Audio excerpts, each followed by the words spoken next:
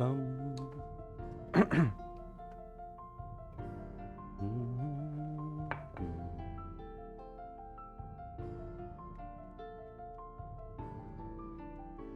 Just a sec.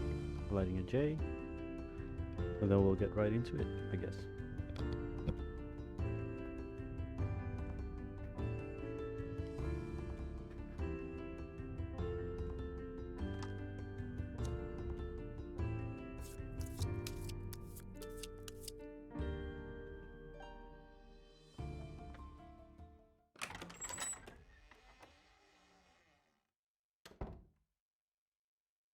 Good afternoon, or should I say evening, morning. Morning? At any rate, I am the Game Master. Pleased to make your acquaintance. Before we begin, there is something I must tell you.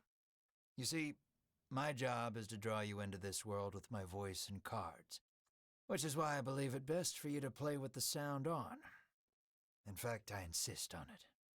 However, as you can see, my voice is subtitled, so you can always read along as well.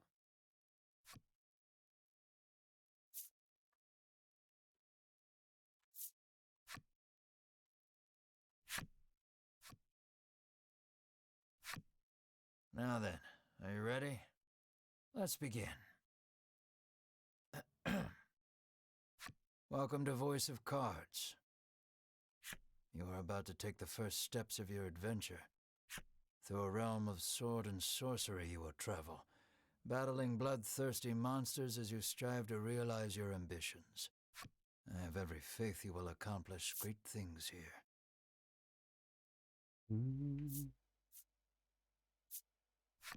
I am merely a witness to your exploits. Now then, your departure draws nigh. May your journey be a safe one.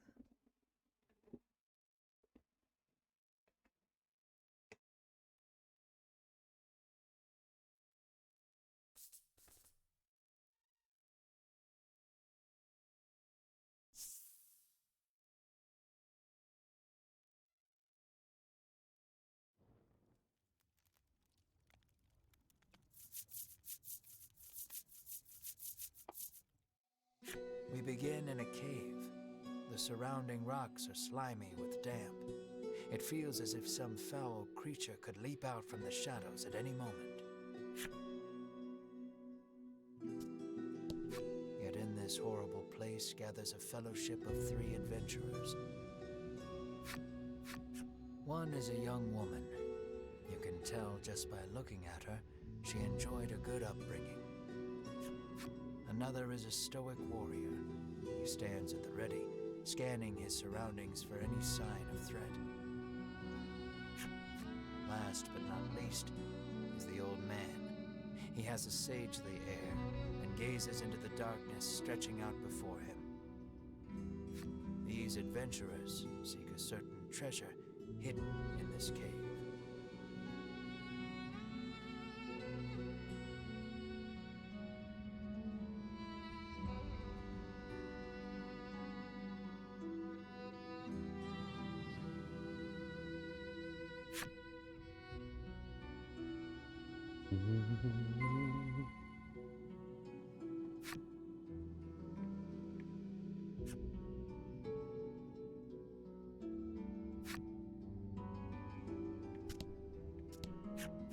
An iron door towers before you. It has rather conspicuous handles.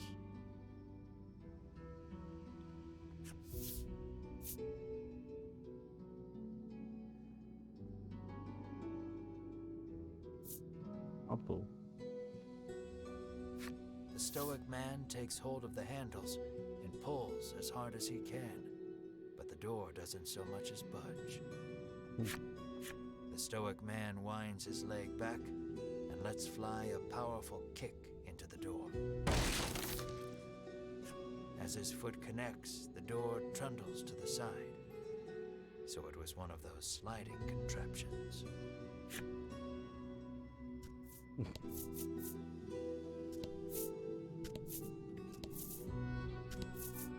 Something leaps out at the fellowship from the darkness.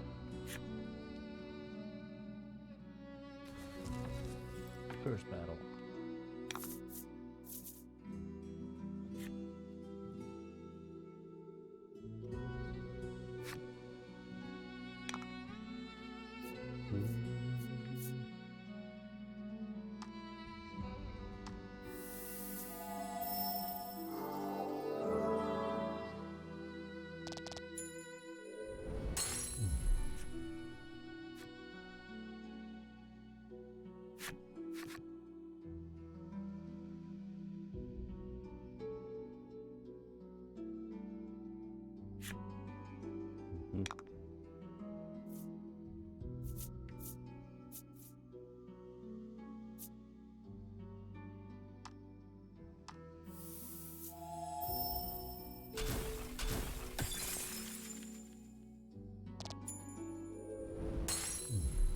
Good work.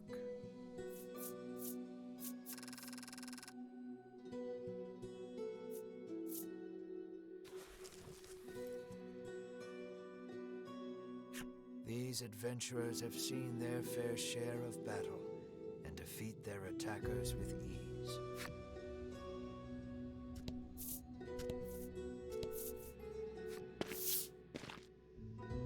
As the trio approaches the treasure chest, an awful rumbling resounds deep in the cave. "You shall not have it," a voice growls. Before the wary trio appear creatures the likes of which they've never seen.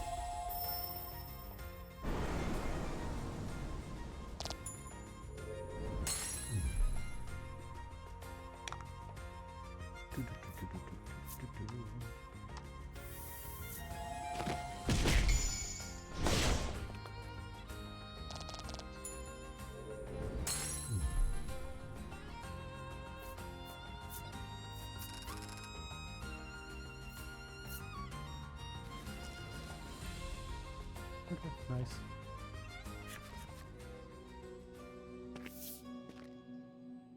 The young woman edges around the monster's bulk to stand before the treasure chest. There is treasure inside, no doubt about it, but it's locked tight.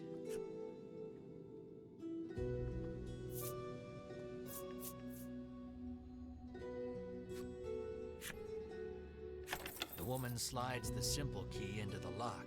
The chest clicks open. So we also have choices and shit. We're using items. Inside is what Pretty fucking appears cool. for all the world to be an ordinary medicine bottle. At last, we've retrieved the royal treasure, the old man says. The woman and warrior exchange a nod.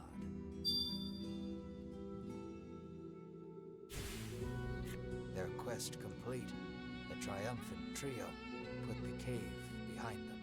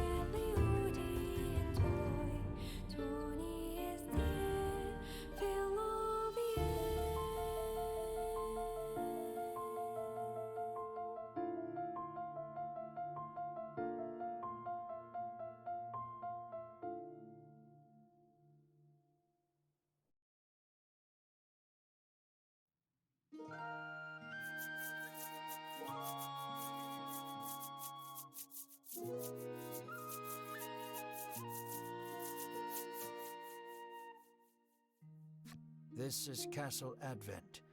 Queen Nilla reigns over the kingdom from within its walls.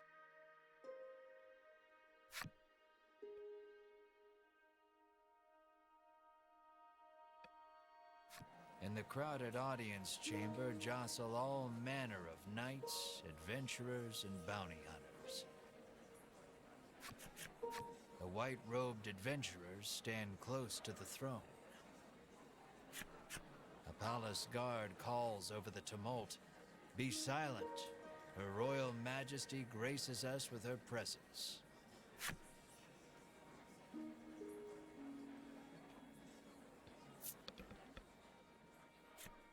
The cacophony ceases the moment Queen Nilla enters the chamber. Seated upon the throne, the queen faces the crowd, her lips part.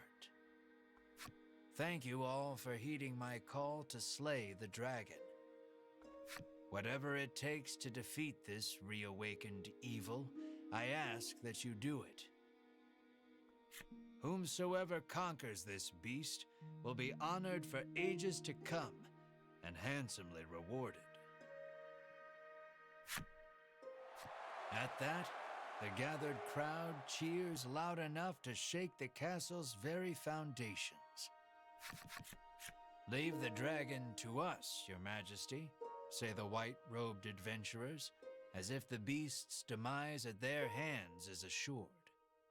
"Indeed, you did well to reclaim the royal treasure," the queen replies. "I thank you, for my stomach becomes most upset without it. So the treasure is a staple of the royal medicine cabinet. It puts my mind at ease to know the Ivory Order offers its aid in slaying the dragon. The trio are disciples of the Ivory Order, a charitable organization beloved the realm over. Indeed, anyone would think this illustrious trio the heroes of our tale, but they'd be wrong. No, okay.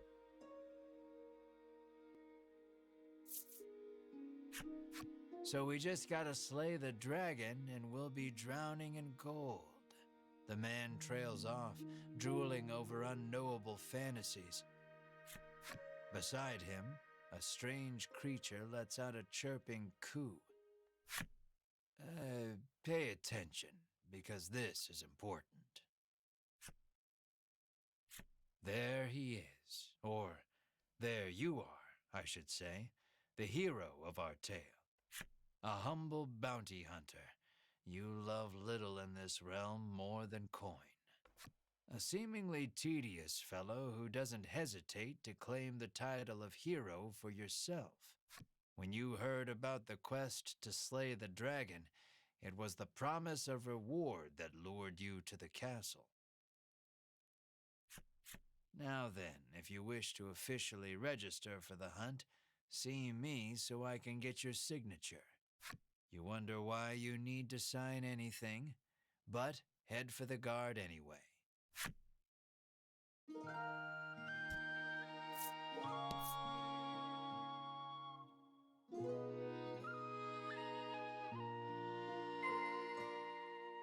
Shall we? Okay.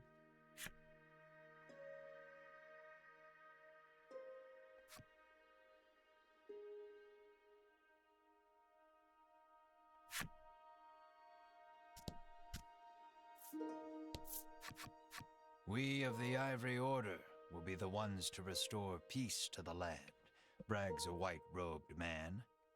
"My colleague made me come along, but he didn't mention we were going on a quest to slay the dragon," she says, trembling. Yeah, not really cut out for it then. The man takes one look at your companion and shrieks, "Monster!"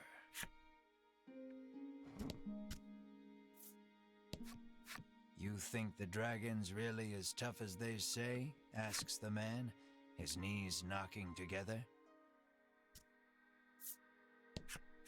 "That reward for slaying the dragon is as good as mine," barks the man.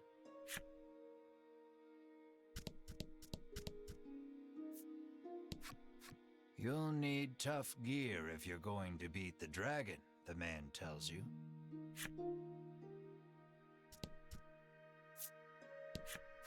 Keep your ears perked.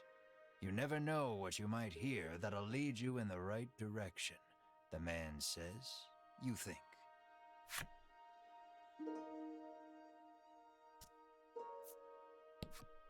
If the heroes of the Ivory Order are hunting the dragon, he's as good as dead, says the man, relief spreading across his face.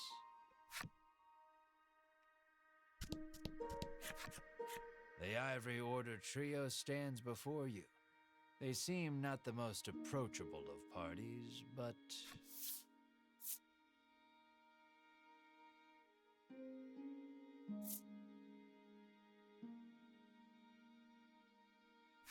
You inquire about their identities.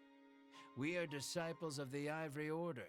It is our duty to aid the realm and its people however we can. The Order's principal focus is developing medicine to distribute to people throughout the world. They begin blathering an answer to a question you didn't even ask. Sensing a long lecture ahead, you seize on the first chance to extricate yourself from their presence. Sign here, says the guard, handing you a pen and paper.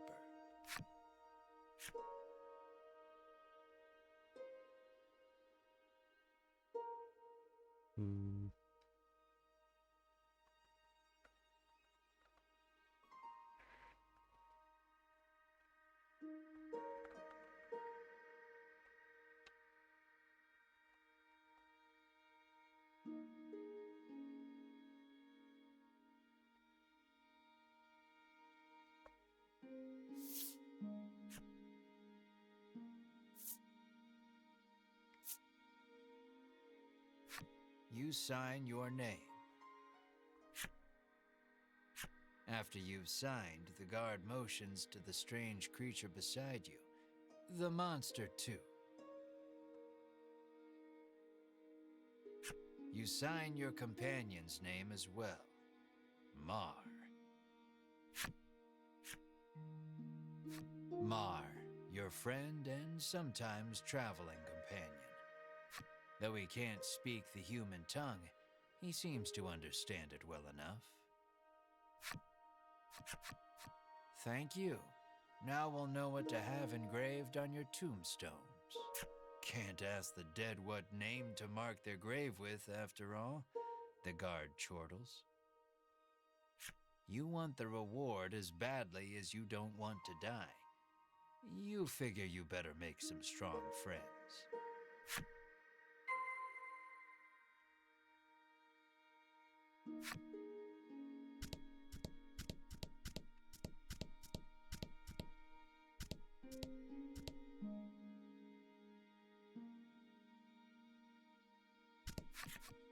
Offer to join forces with the Ivory Order trio?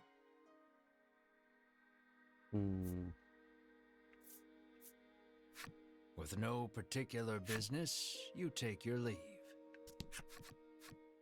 No.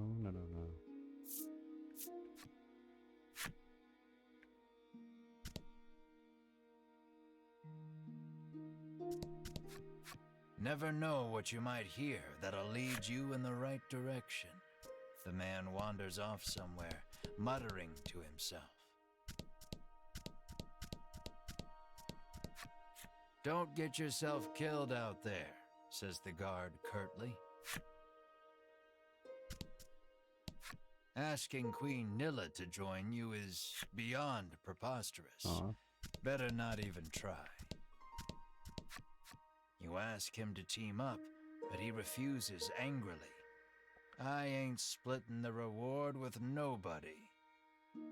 Well, good on your death. You weren't planning on sharing either, so you don't try to change his mind.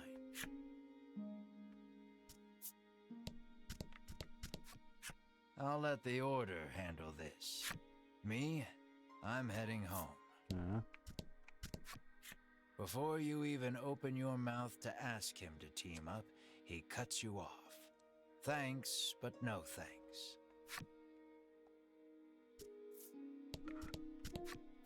No way am I adventuring with anyone who keeps that sort of creepy company, he says. That's racist, mate. You're an asshole. You'll need tough gear, the man says, wandering off. All these guys are just... Let us depart. We have a realm to save. He grabs his less than enthused colleague by the wrist and drags her off. You catch a glimpse of the terrified look on her face, and then the two disappear out of the audience chamber.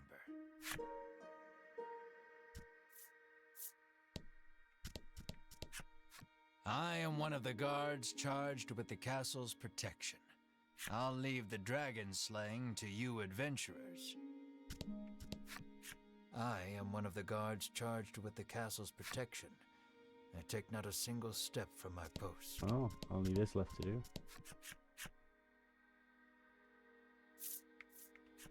We select few are sufficient to defeat the dragon. We require no additional aid. And we certainly don't require the aid of a no-name wastrel. With that, the trio takes their leave of the castle. We'll hope I'll see your corpses later. The castle will close to visitors shortly. Please be on your way. You're shooed out of the castle. In the end, you set out, just the two of you, to hunt the dragon.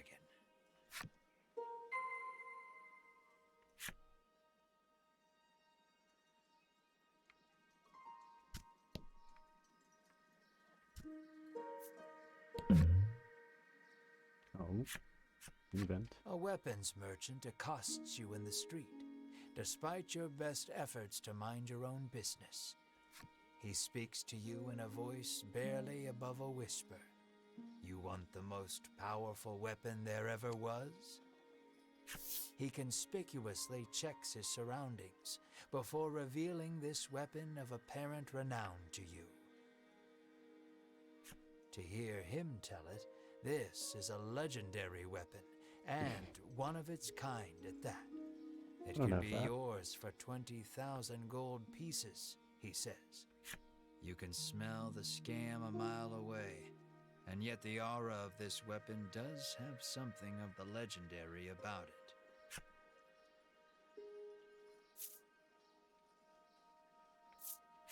You ask who in their right mind would pay so much for something so clearly fake, stolen, or forged. Well, you know where to find me, if you change your mind, he says, tucking the weapon away. How am I supposed to have that kind of money? How may I help you? The proprietress inquires.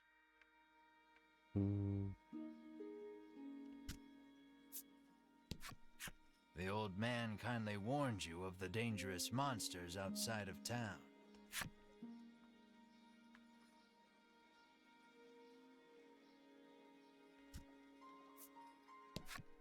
The child says you should see Nexton as soon as you leave the castle town.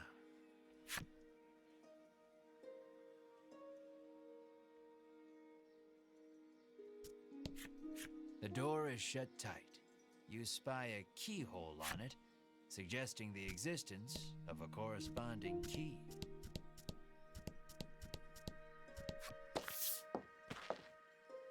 Before you stands a sign calling for people to join the hunt for the dragon.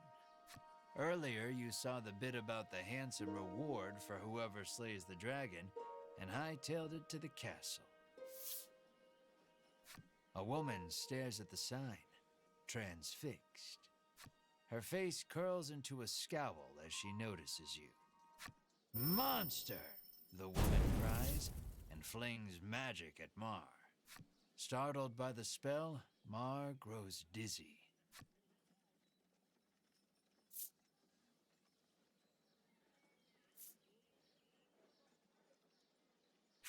You gather the dizzy Mar in your arms and glare at the woman. What you attacking my friends for? This ain't a monster, you growl, as the woman snarls over you. I hate monsters. The two of you bicker for quite a while.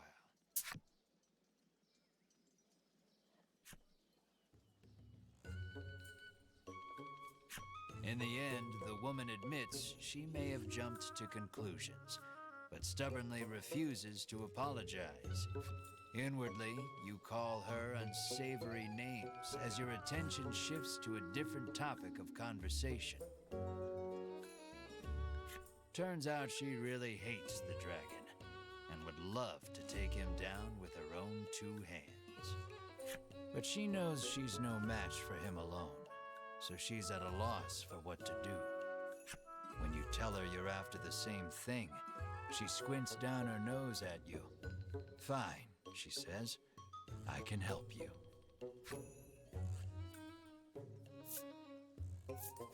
She's a little annoying, but you are looking for quest companions. I need people. I only Come want with to me. see the dragon dead. I don't care about anything else, she mutters. You overhear her remarks and grin without thinking. Then you don't care about getting a share of the reward. That suits you perfectly. You happily join forces with the black-clad woman. She introduces herself as Melanie. She tells you she is a witch, but says nothing of why she hates monsters or what grudge she bears against the dragon.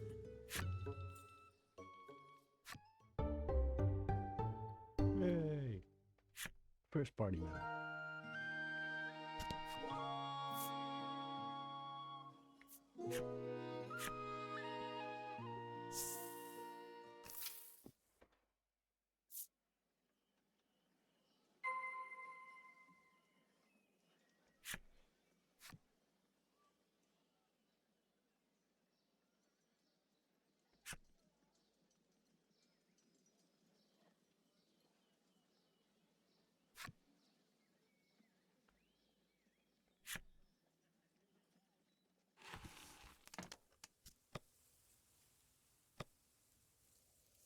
Mm.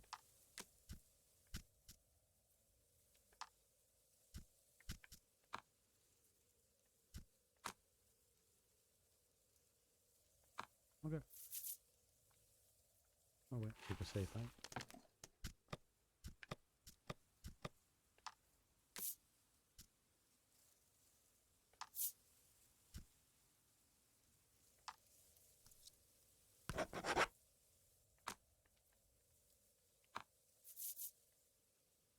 Nice. Oh, can't do that, okay.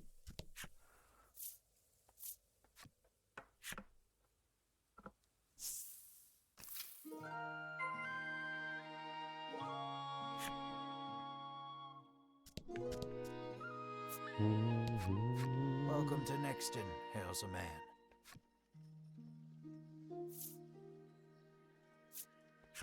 You try asking the man if he knows anything about the dragon. The man's eyes widen. He leans close, cupping his hand to his mouth. Welcome to Nexton, he whispers in your ear.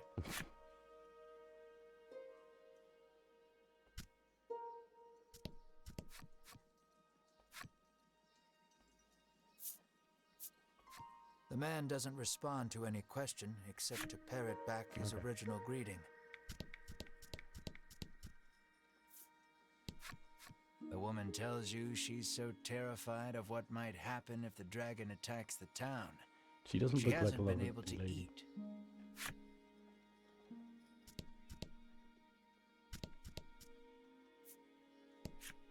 The man helpfully advises you take the opportunity to purchase equipment and curatives while you are in town.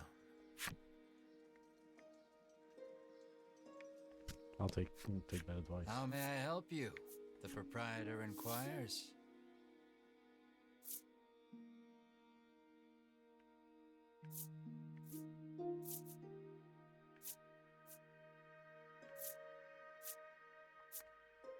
Hmm.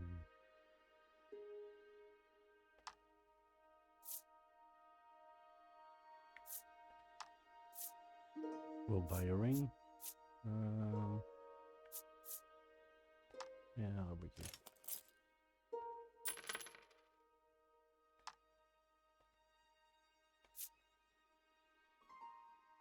Will that be all? The proprietor asks.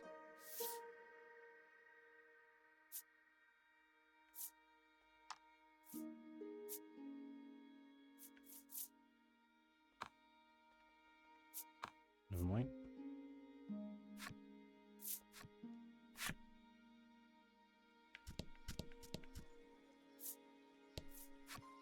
A woman sits hunched over by the side of the road. Upon catching sight of you, she calls out for your aid. She's sprained her ankle and needs you to take her to the nearby apothecary. Sure. You try to lift the woman into your arms, but the weight's too much for you to bear. You lay the woman back down where you found her and mutter a quiet farewell before turning to leave. Upon seeing that, Melanie snaps. What kind of person are you?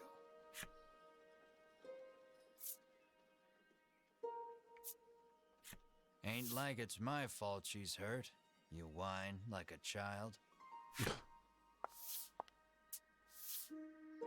Ignoring you, Melanie gingerly helps the woman up. Mar bends so the woman can get on his back, and the two of them head off in search of the apothecary. You watch them walk away for a moment before following, complaining to yourself about what a wasted time this is. But I wanted to help her.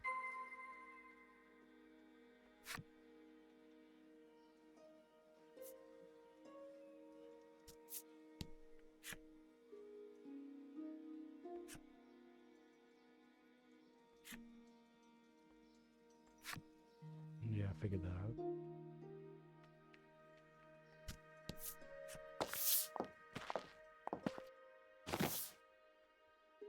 You arrive at the apothecary.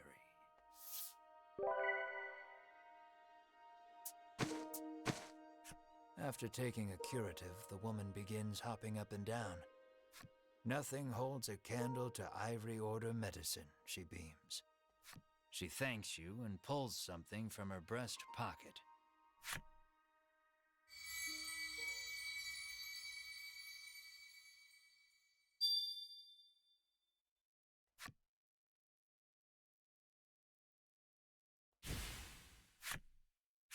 You've helped someone, albeit not quite out of the goodness of your own heart. It might be a good idea to do that again, should you come across anyone else in need of assistance. I'll keep that in mind.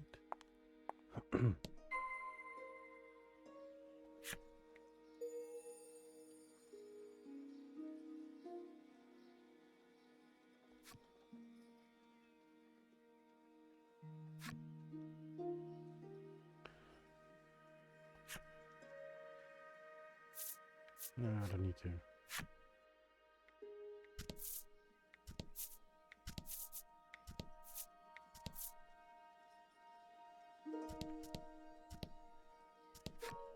The girl says if you follow this road northwest for a bit, you'll come to Thriston.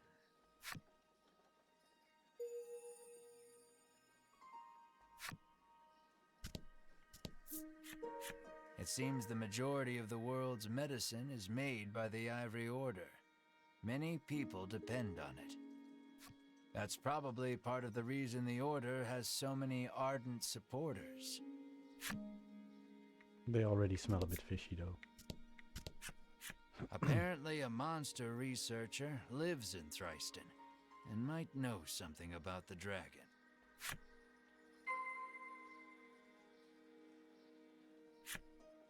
It seems you've learned all you can here. Time to move on. On your way to defeat the dragon, are you? The innkeeper gives you a room free of charge in a show of support for any and all who wish to defeat the dragon. I'll take you up on that. to have a nap. The party leaves the inn feeling rested.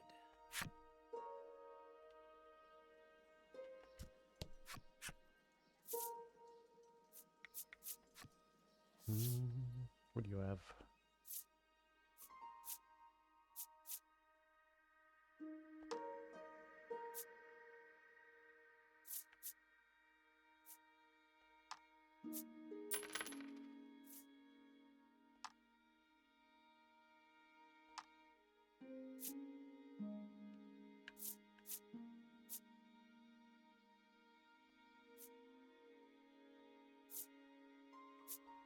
Let's do this.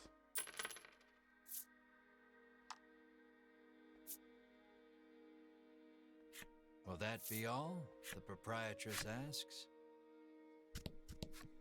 Nothing holds a candle to Ivory Order medicine, proclaims the woman, swigging this curative and that. No? As your eyes roam everywhere but the path you walk, you barrel right into someone.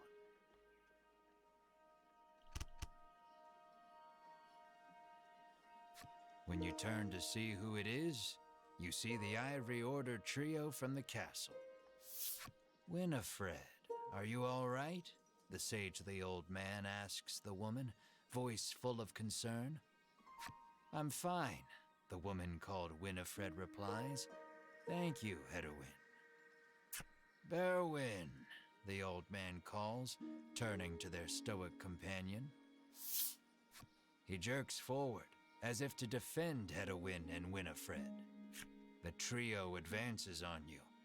How dare you treat disciples of the Ivory Order with such disrespect? You grab your foot, wailing about how much it hurts, demanding the Ivory Order trio give you money to see a physician. That's funny. Berwin pokes at your foot, proving nothing is actually broken. Oh, fuck. Muttering a half-hearted apology, you try to keep walking. But that's when you notice something in your hand. Looks like you accidentally grabbed Winifred's coin purse when you ran into her. Accidentally? Thief, bellows Berwin, drawing his weapon. Guess you've got to fight your way past. What?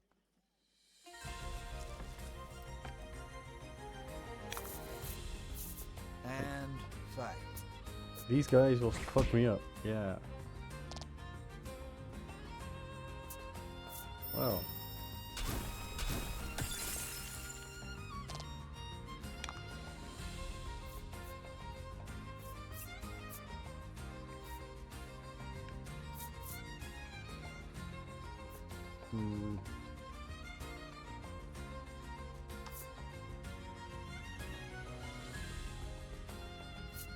Damn it.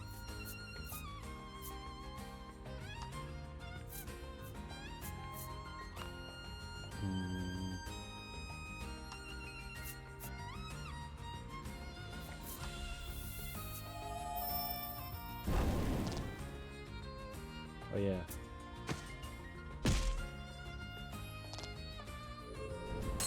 Well, Don't worry, the coffin card is down, but there's still a lot.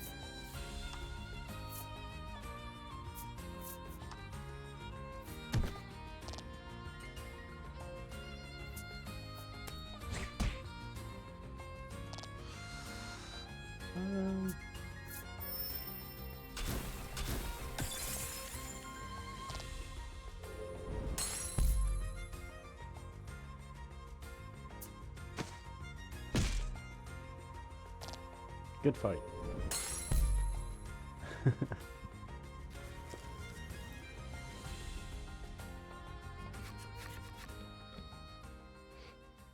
The Ivory Order laid you out flat.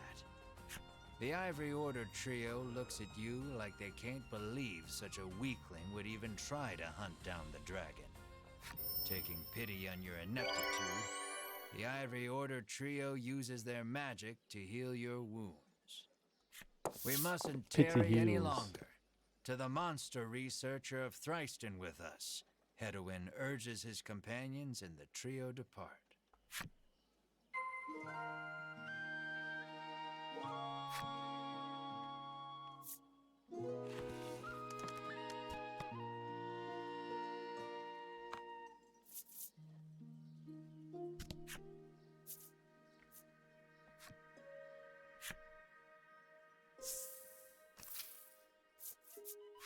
Aimless wandering can be fun, but if you want purpose and direction, I'd suggest sticking to the path.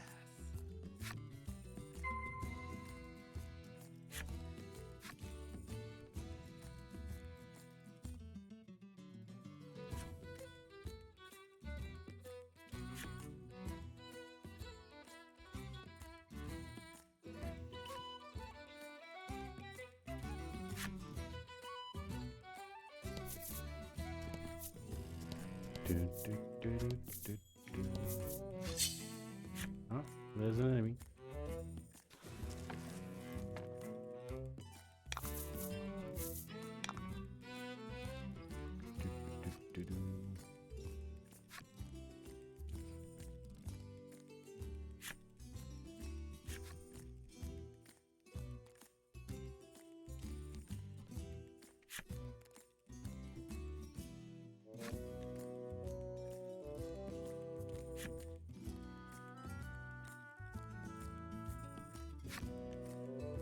Okay.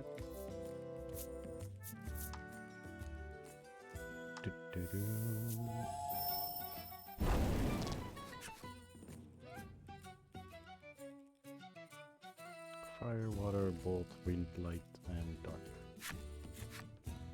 Cards take more damage from elements they are weak to, and less damage from elements they are resistant against. Knowing your enemy's weaknesses and strengths will help you choose which skills to wield to your advantage.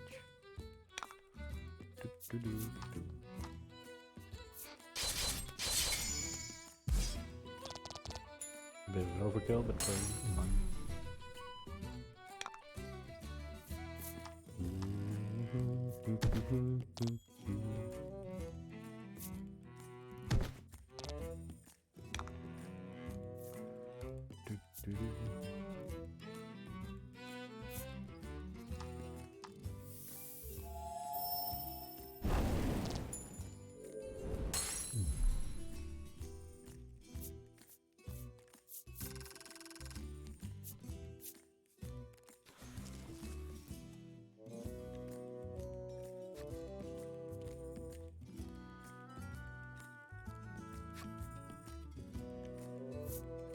No, I'm fine.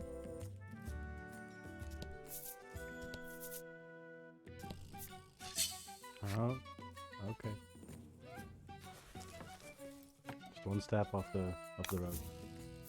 And fight.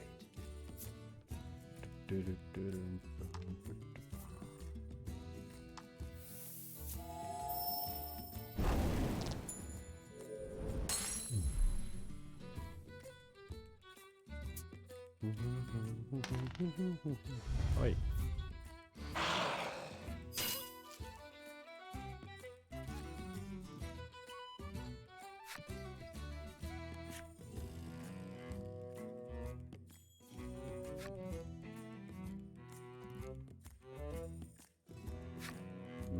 Okay.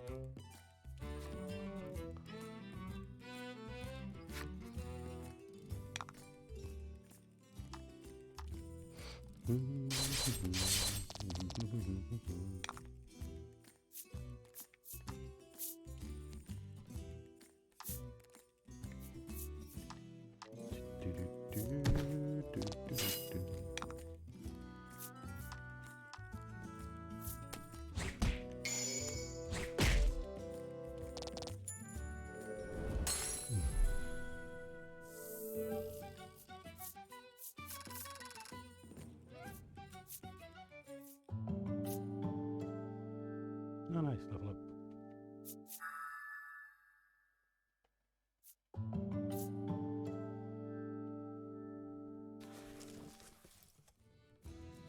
Good shit.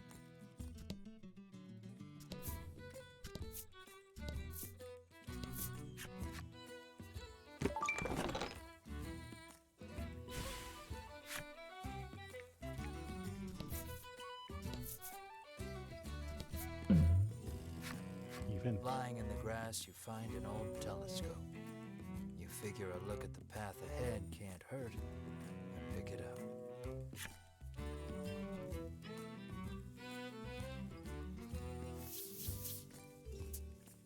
Peering through the lens, you see something in the distance, but you can't tell exactly what. All you know is there's something up ahead. You should be able to tell for certain what it is if you get closer.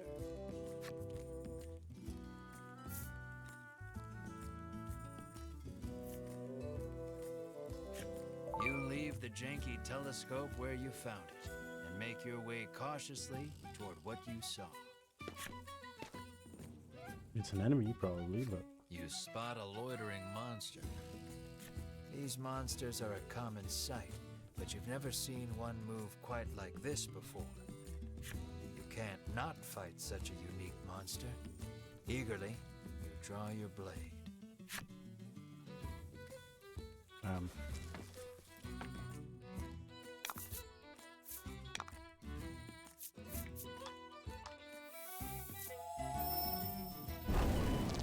Oh, okay.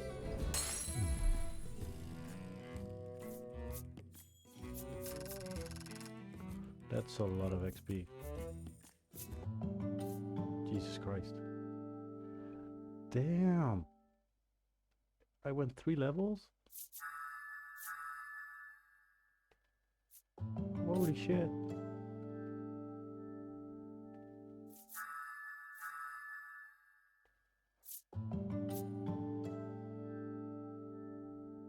Well.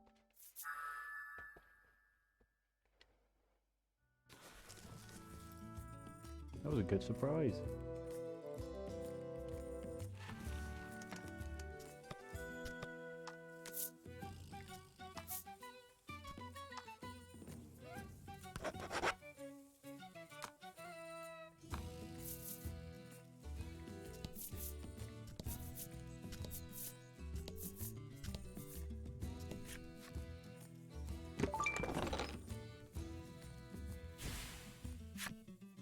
Nice. An enemy appears.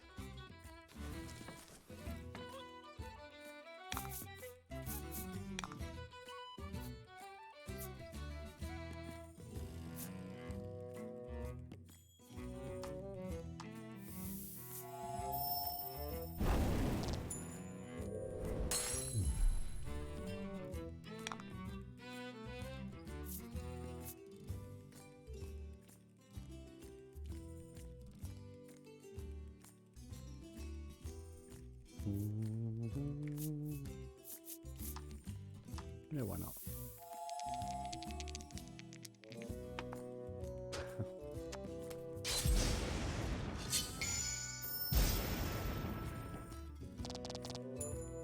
It was just enough to do a one hit. That's probably gonna fuck me up a lot in this game. Just RNG.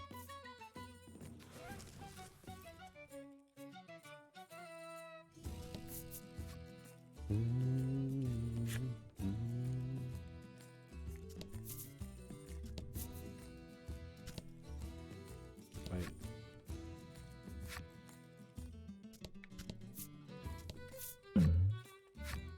Event. You journey onward, only to see a suspicious-looking elder appear before you, a bottle of medicine dangling from his waist.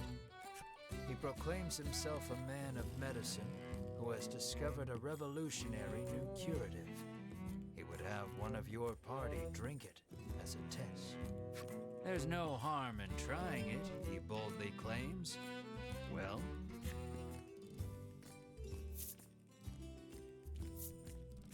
you take the stranger at his word and drink one of the bottles dry. Oh, didn't...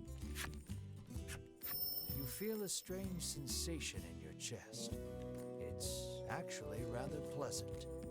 You sense an as yet unknown power is soon to reveal itself to you.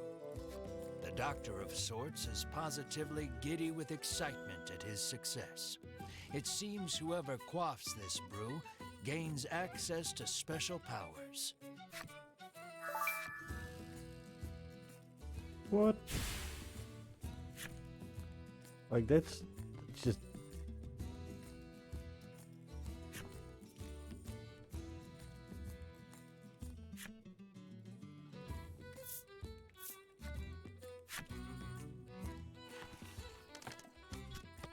I got really lucky with all this shit. But I would have rather had that on.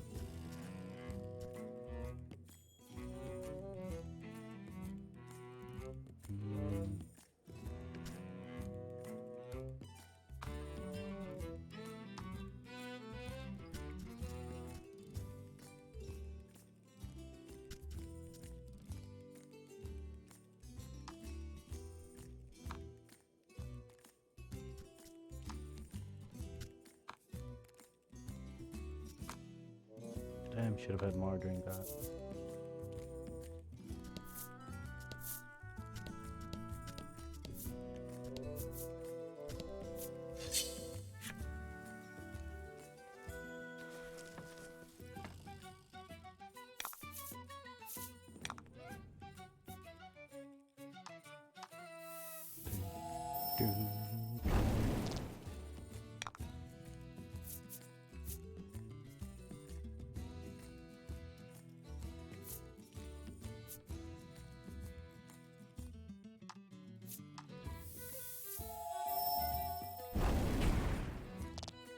Ah, oh, you did 11.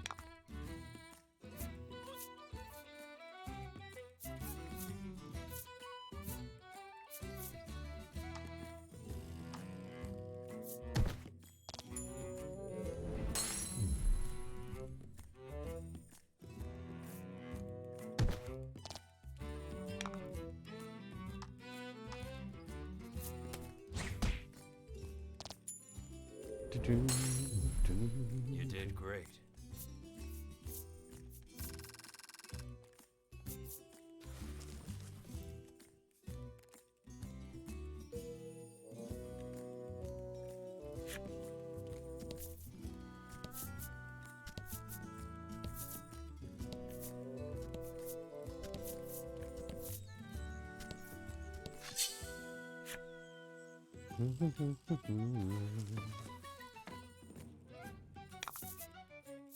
Let's do this.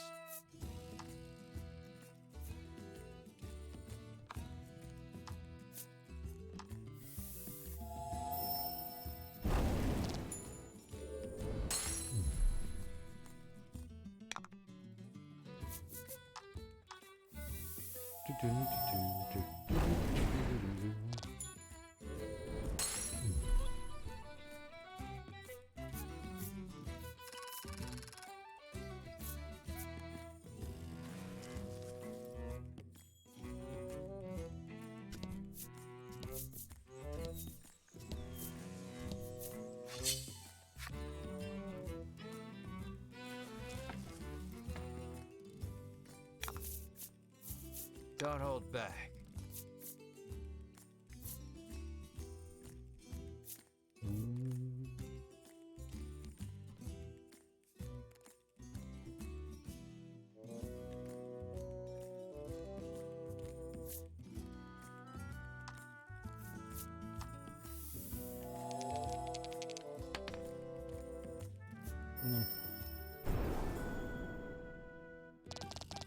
Oh, he was weak to that.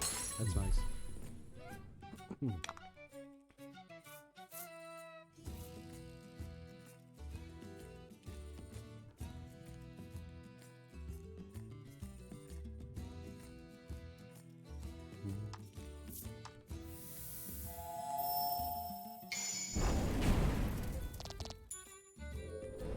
That was a crit fail. Excellent.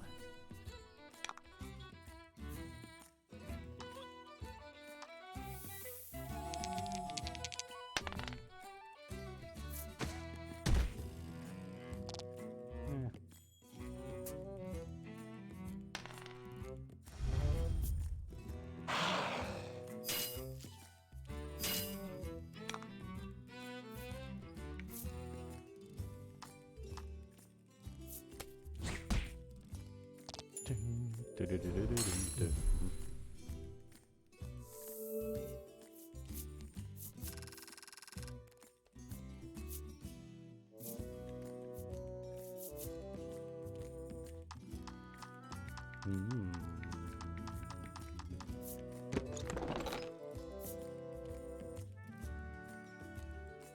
Oh, nice. Antidote. Event. You pick up a scrap of paper dropped by some manner of monster. It has a message scrawled on it in crude lettering.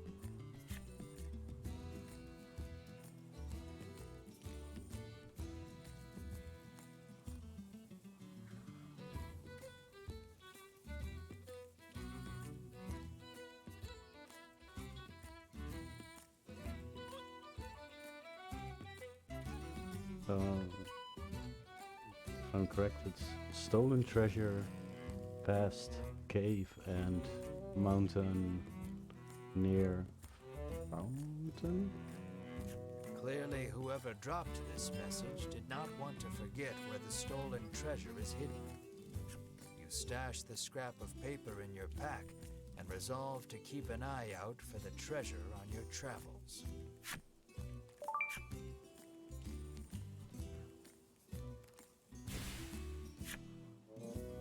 Cool.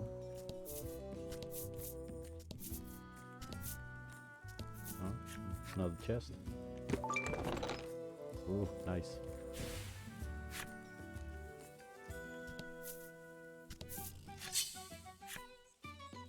An enemy up here. I'm only doing this because I have that And fight.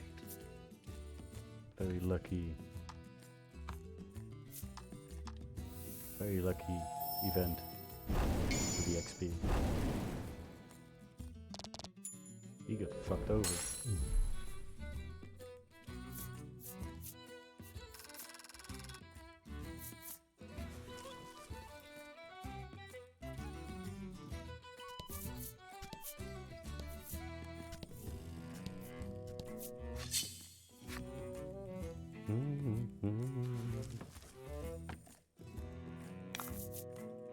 Don't hold back.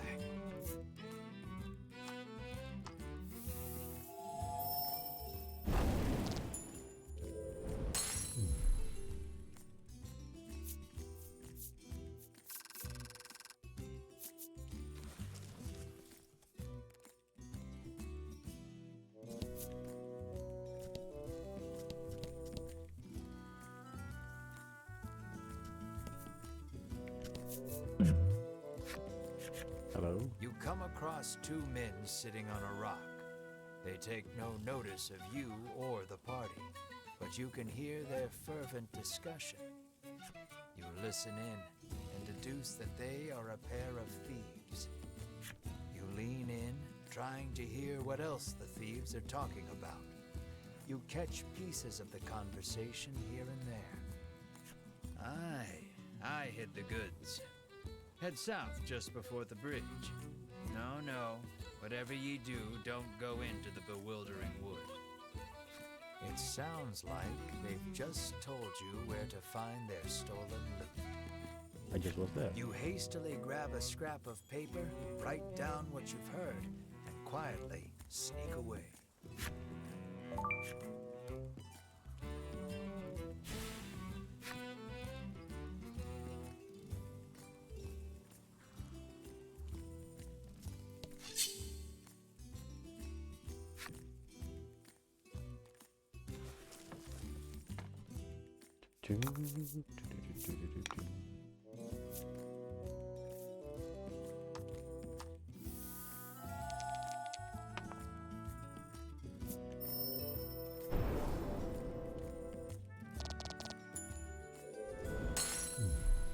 I like this great. combat system a lot.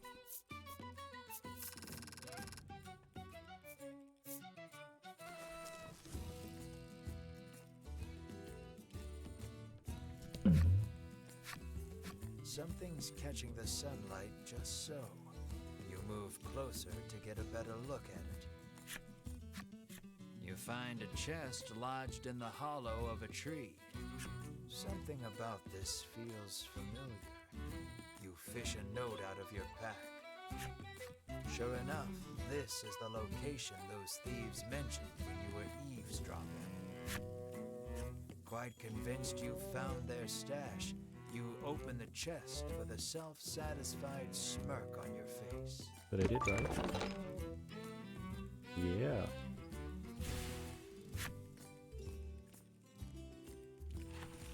I got some cool shit right here.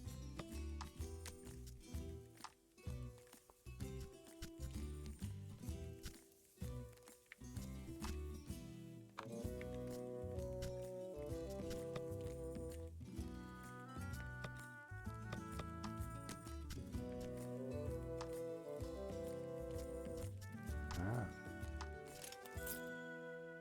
There you go, Mark.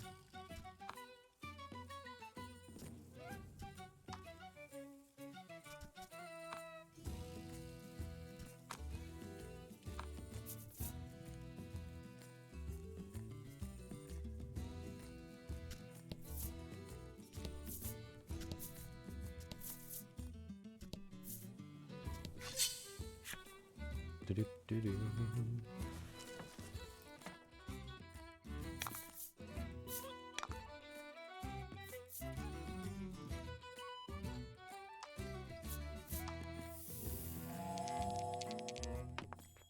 Do-do-do-do. Ah, it's a critical end there. Nice. Good. That was lucky. Was lucky. Nothing lucky about it, mate. Pure skills. Dice rolling skills. Nope. Never mind.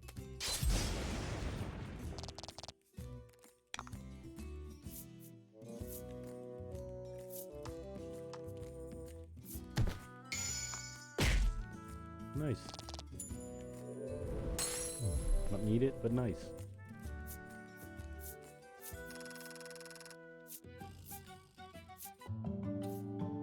Oh, Melanie level up. Freeze.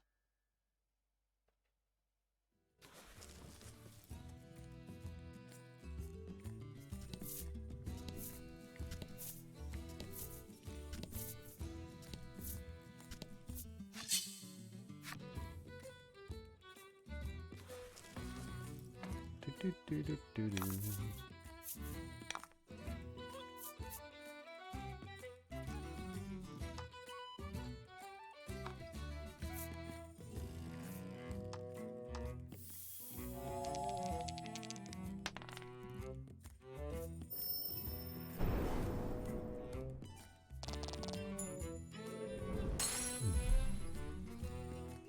Do, do, do, do.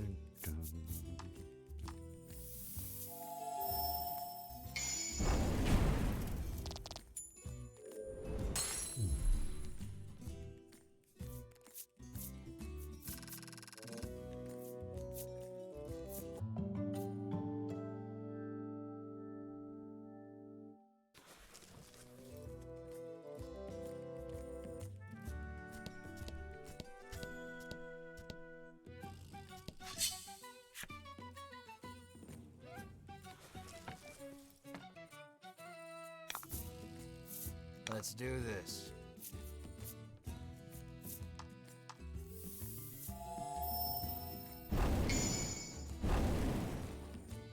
Such an overkill. It's such fun. That's so funny. That was luck. Nothing about it was luck. I'm using their weaknesses against them. Mhm.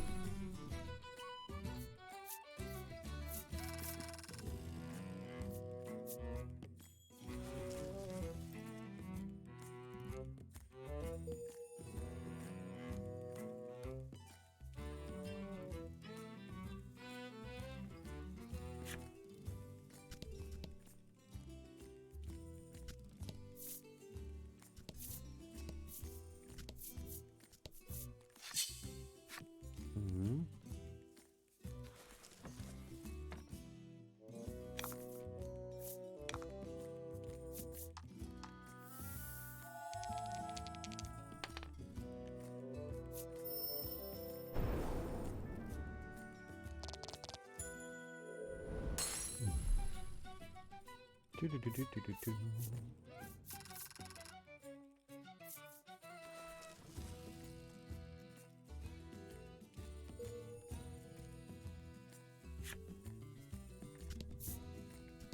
it's a chest. Oh, nice.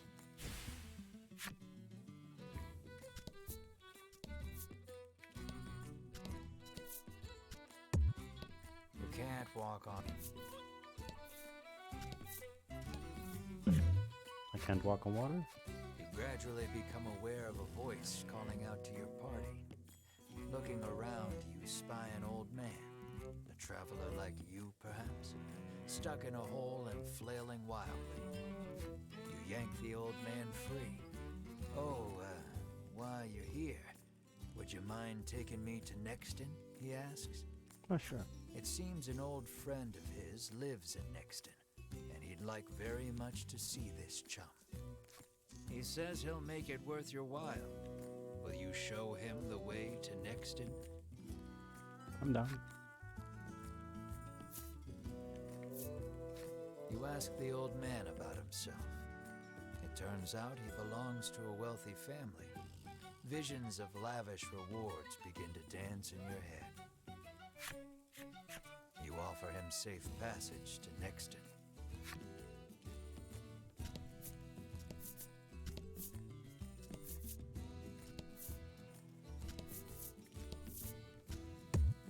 Can't walk on mountains. Do-do-do-do.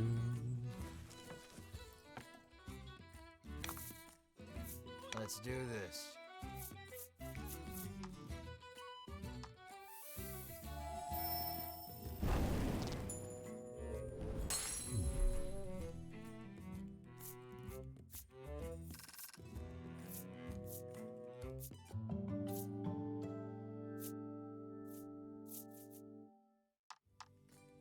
I'll go right.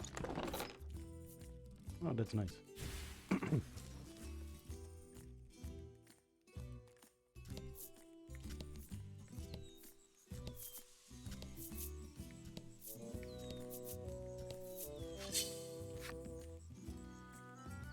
like exploring this map type.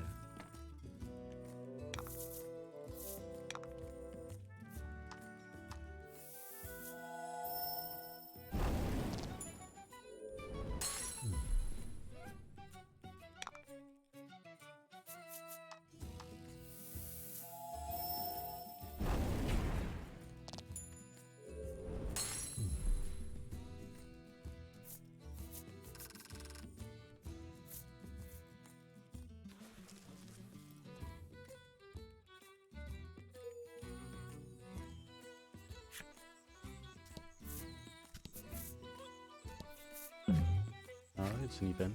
You spy a rather large number of monster prints on the ground. A wry smile plays across your lips as you remove the scrap of paper from your pack. Oh, is that here? You pull from your pack the scrap of paper you picked up just north of Castle Advent. You feel around in the grass for a few moments before your hand strikes something surprisingly firm. The scrap of paper tells no lies. You greedily open the chest. Nice. Very nice. I won't be having money problems, I guess. No, I don't.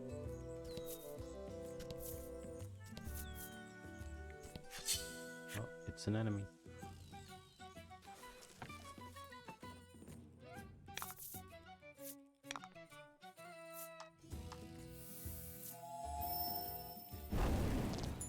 Luckily, I'm just probably way over leveled at this point because of that event.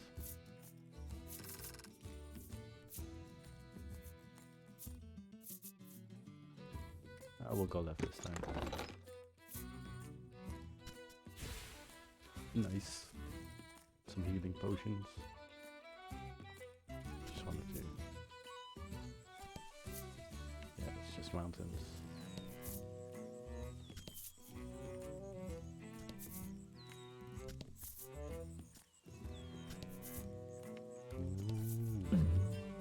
It's an event again.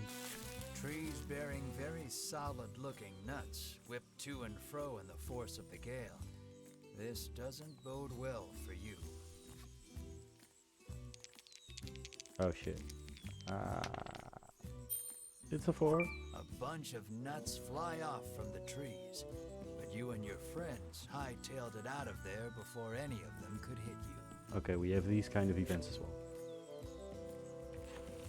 Let me also save again.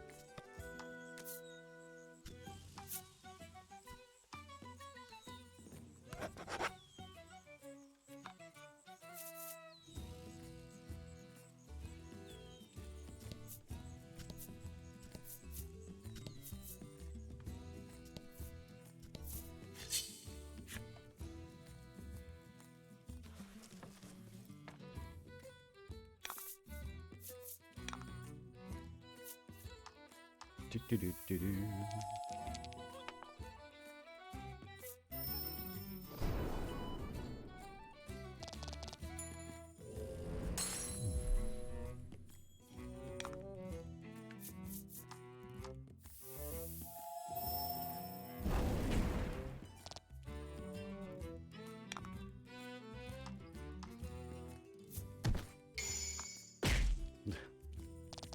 Little bit of an overkill again. Just squashing him.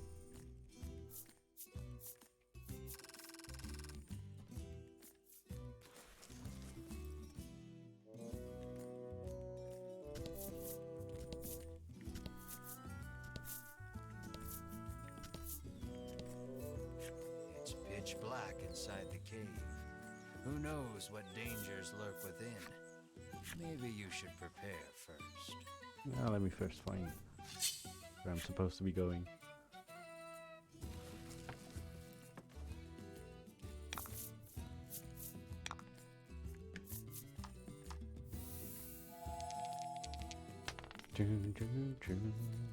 I'm throwing fours all the time. Is that gotta be my thing?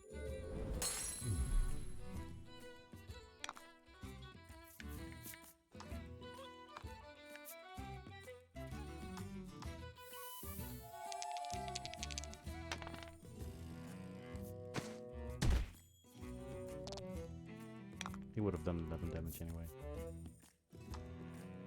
We can just slice you up. Good work.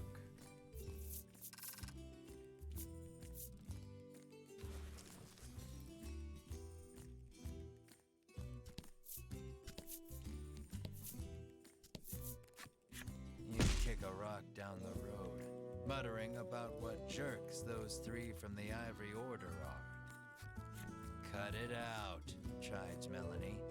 She warns you your anger will only come back to bite you in the rear. You grumble, but your sulking is cut short when out of the thicket leaps a monster. The rock you kicked must have hit it because it is really mad. Wow. Brace yourself for battle. I'm happy I saved not too long ago. But also, I'm over level. Fuck you. I'm gonna fuck you up.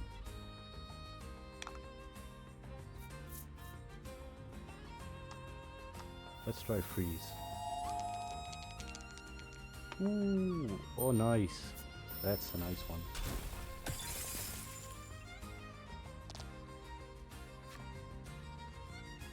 Cards afflicted with freeze cannot move until they are attacked and take double the damage.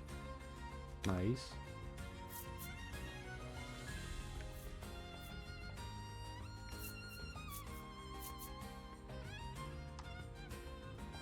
Yeah, sure.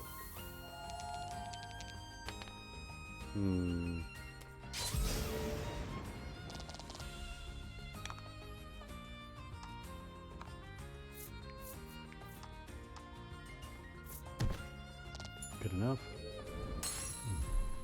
You did great.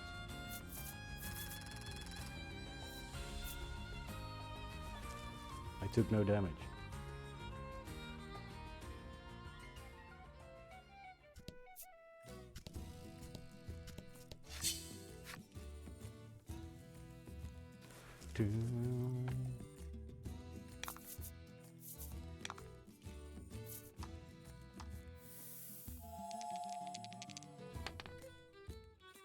Just the one.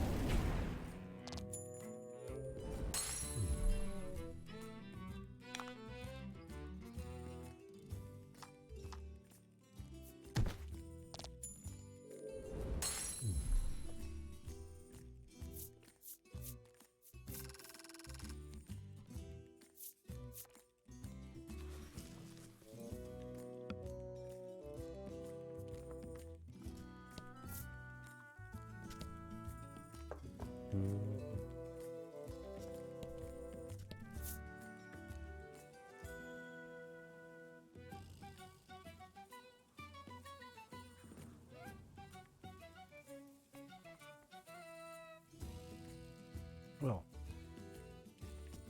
guess I explored everything. Yes.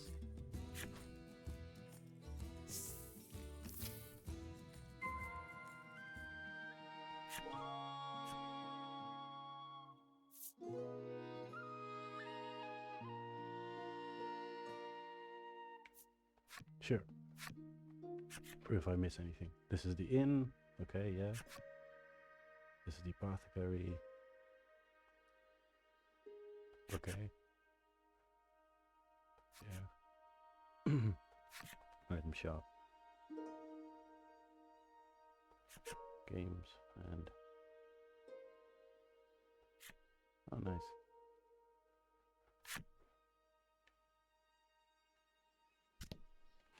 Now my question is,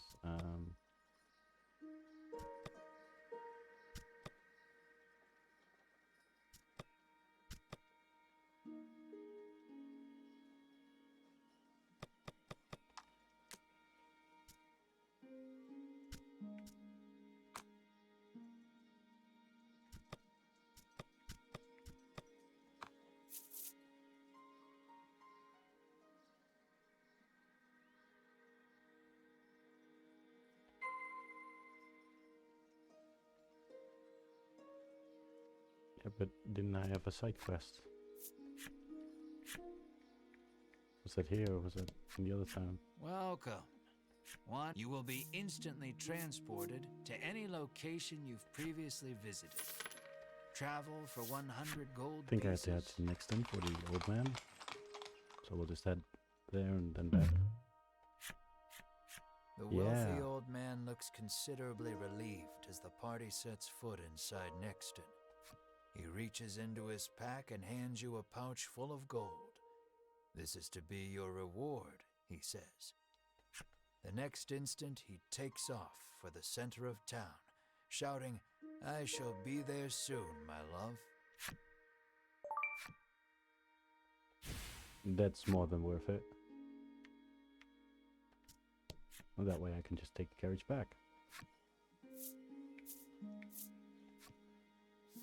You can bring me back to Thrice then.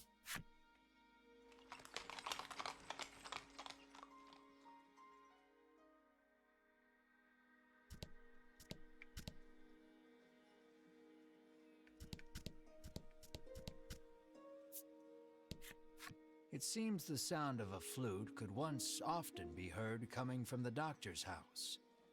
His neighbors complained about the noise, though, and all has been quiet since.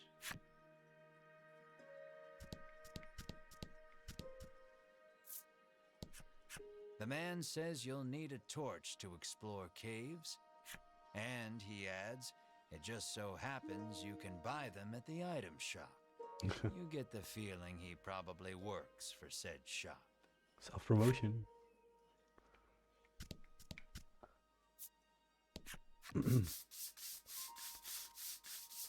The man scours his skin with a washcloth, trying to rid himself of all odor. Apparently, he blames his natural musk for his unlucky love life. You catch a whiff of scent wafting off him. It is rather pungent. An idea strikes you. Maybe getting rid of the toxins within the body would get rid of the odor without, too.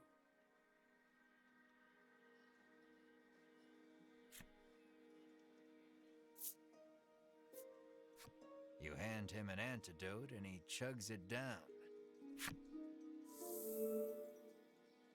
As soon as he's finished, the odor completely disappears. Good shit.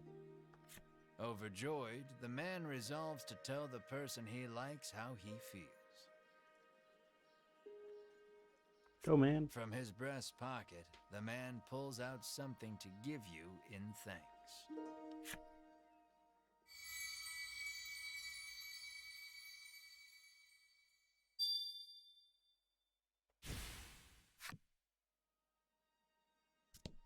Cool. Apparently, monsters have been mugging people along this stretch of road lately. The Ivory Order is searching for where they're stashing the stolen goods.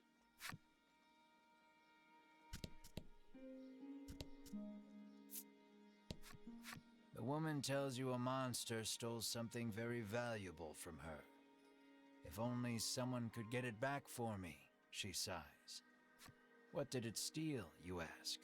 Medicine, says the woman, to give my skin a lustrous glow. Mm-hmm. The woman, who fashions herself a missionary of love, haughtily cries she's too beautiful and popular for her own good.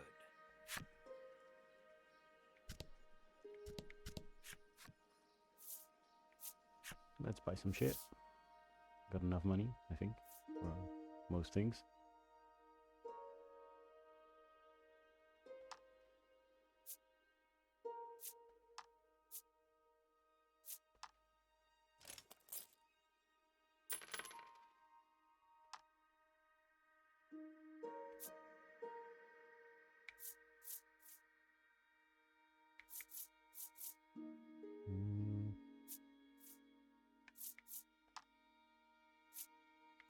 Yeah.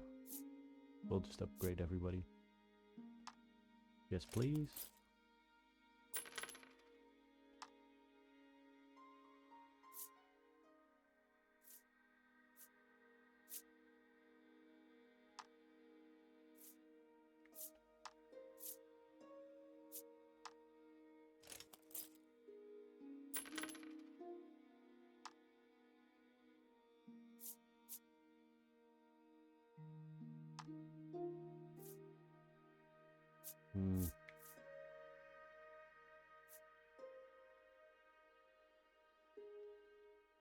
Yeah, I'll buy it. Why not?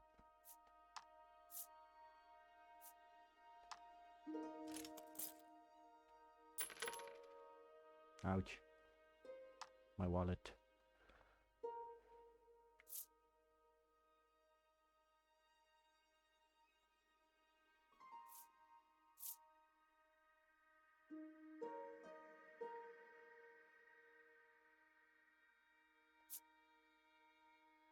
Let's sell my old shit.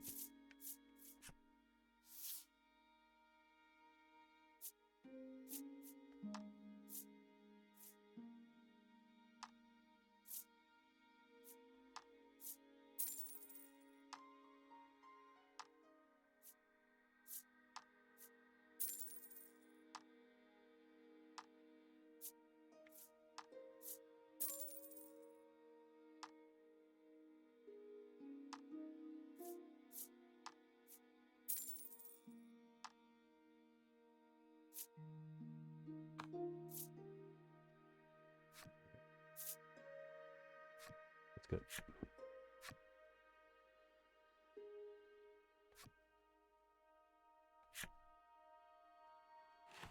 I think I've got everything I could, right?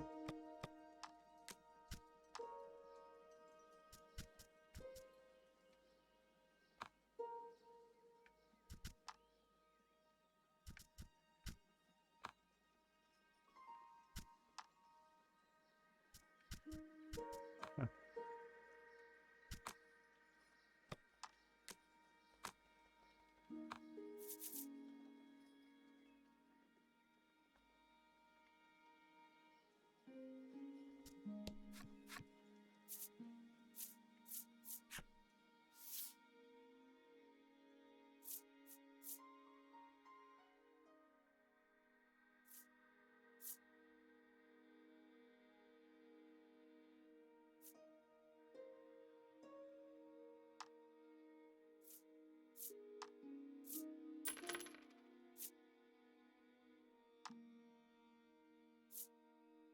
I don't know if I need more torches.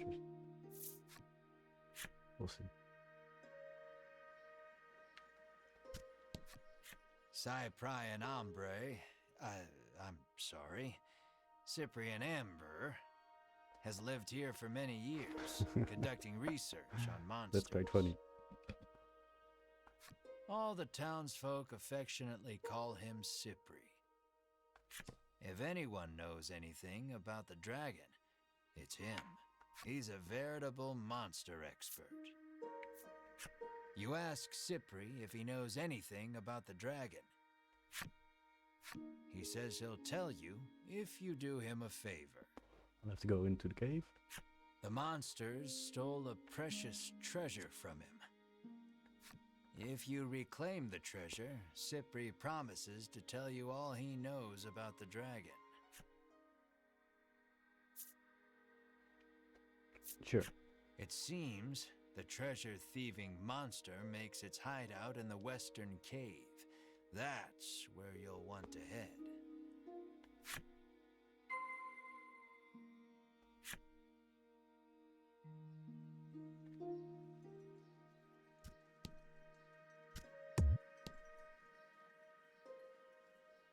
I'll go take a nap as well. Well, if it isn't, you've clearly been mistaken for someone else. But the innkeeper looks so excited that you dare not burst her bubble. Your room is free. Okay. I'll take you up on that.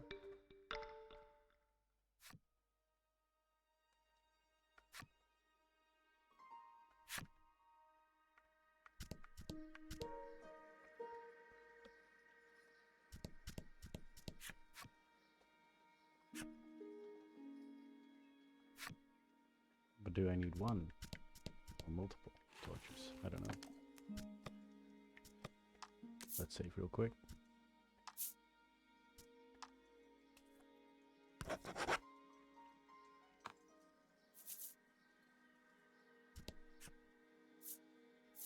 Yes.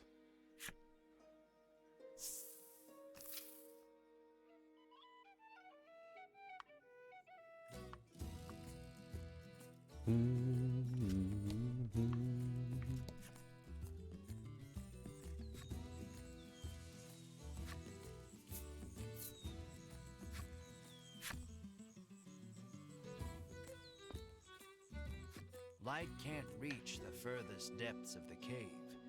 It may be impossible to proceed without a torch.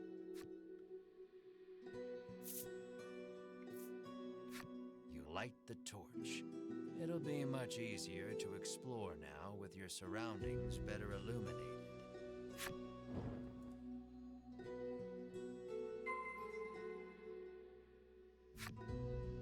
Though the torch lights your immediate surroundings, you still cannot peer far into the distance. Okay, cool.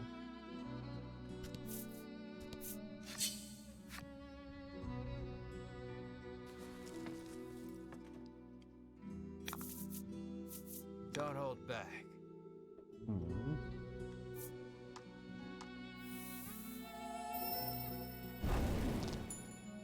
Nice.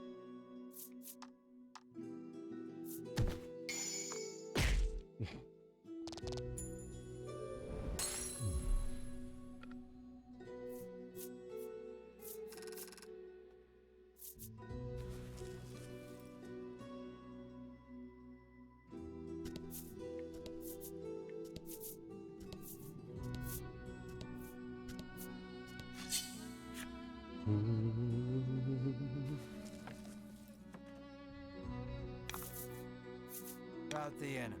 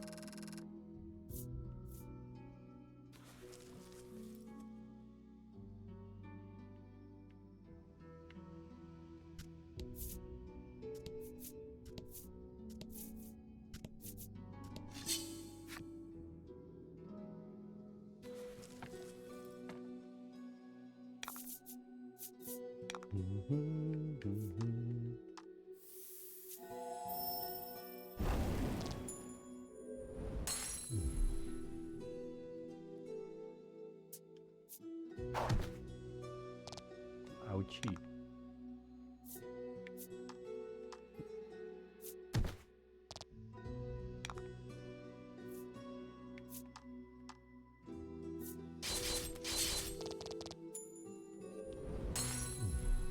You did great.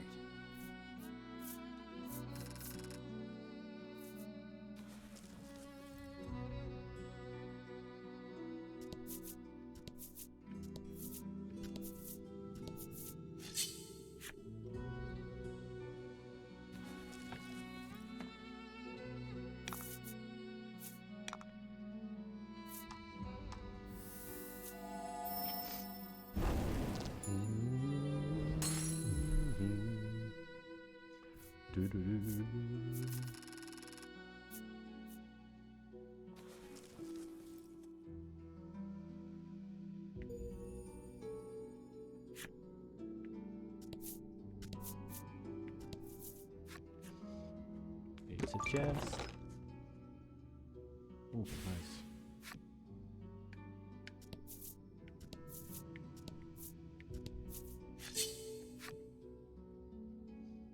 That's fine.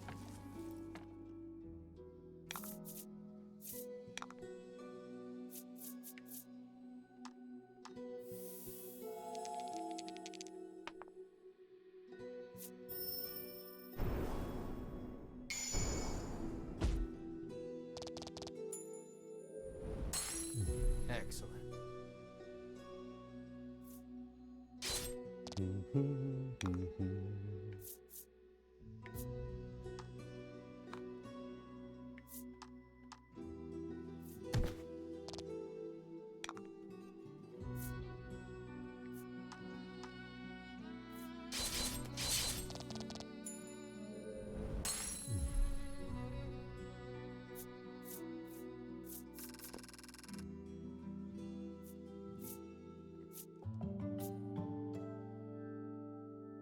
Oh, nice.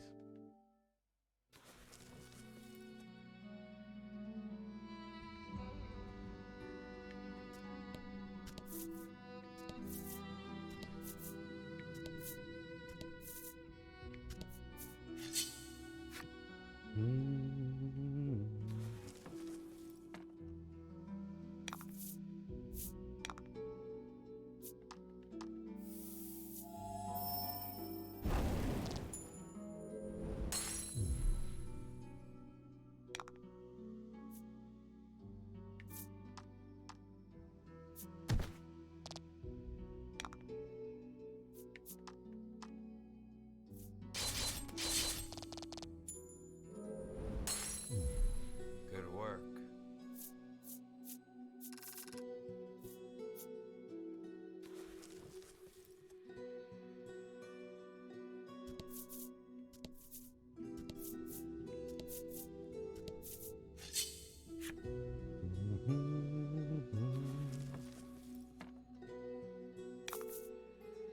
And fight.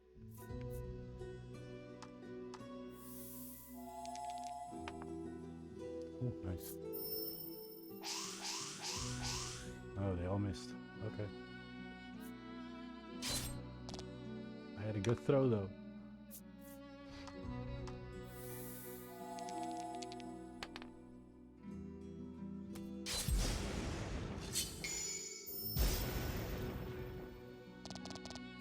Nice critical.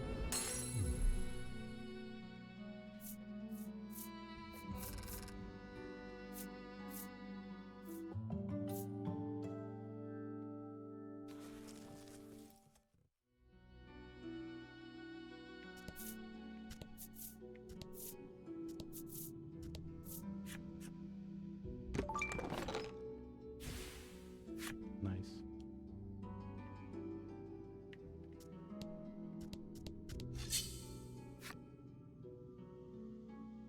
Dun, dun, dun, dun.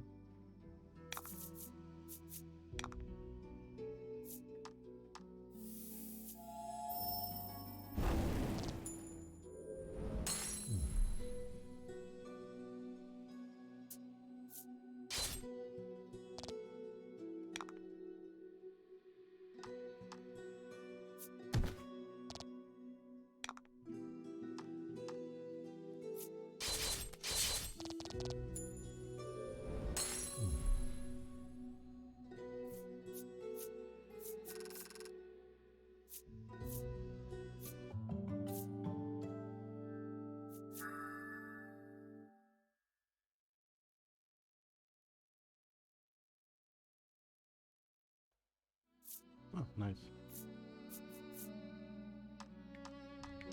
Left.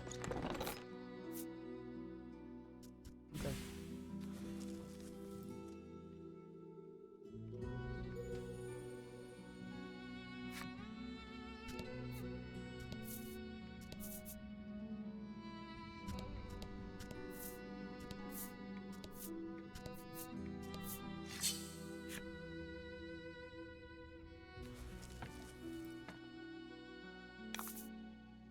And fight. Short fights.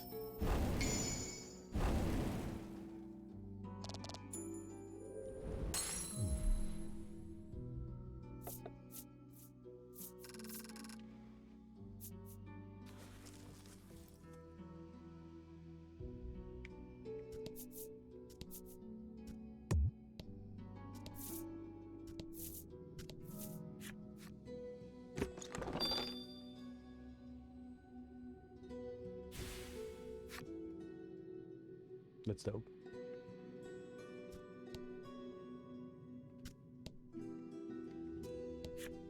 The door is shut tight.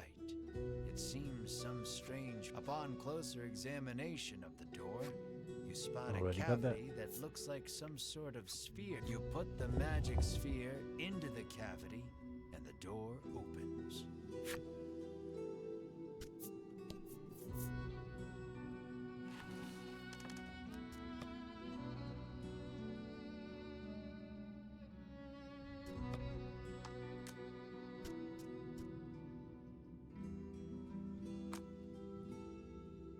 Mm.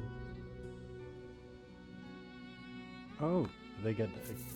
Do they get health back when they level up? Apparently, that's pretty decent. That's pretty good.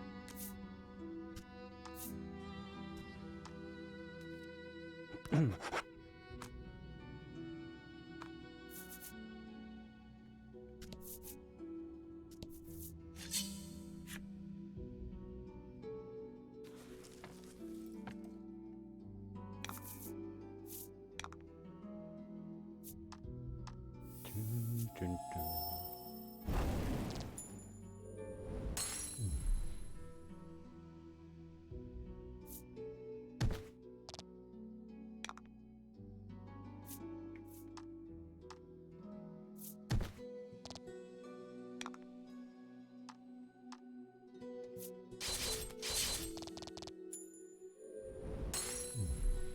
Congrats.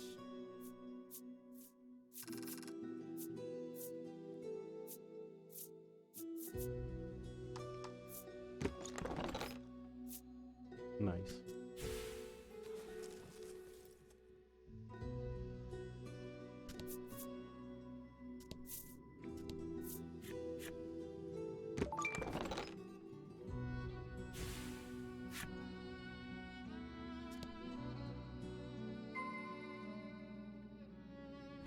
That doesn't bode for much good. Getting a revive item. Let's save again. Just to be fucking sure. Yes.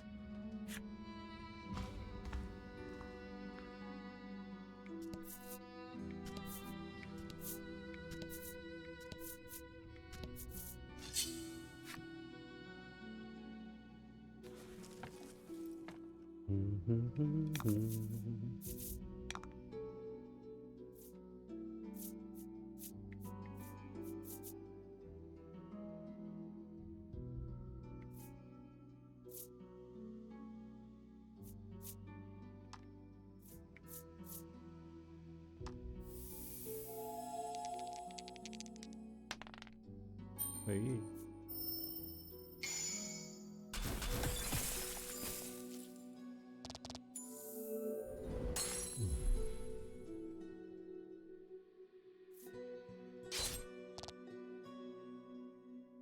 The 1 damage.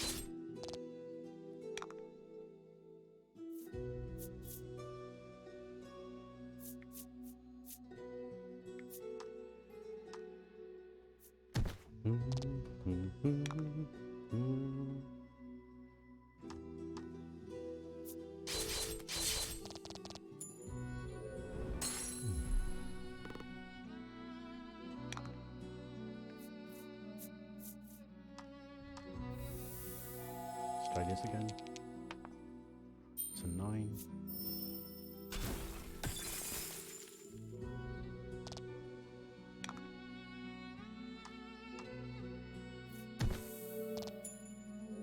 Double damage. Congrats.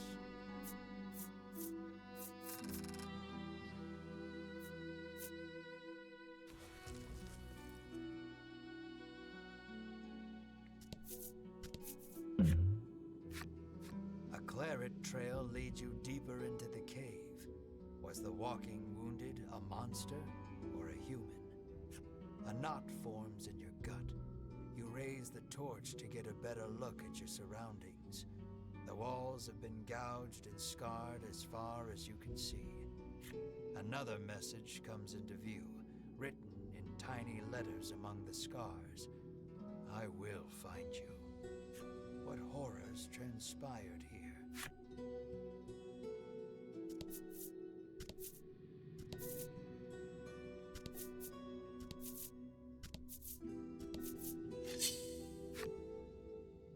Mm-hmm.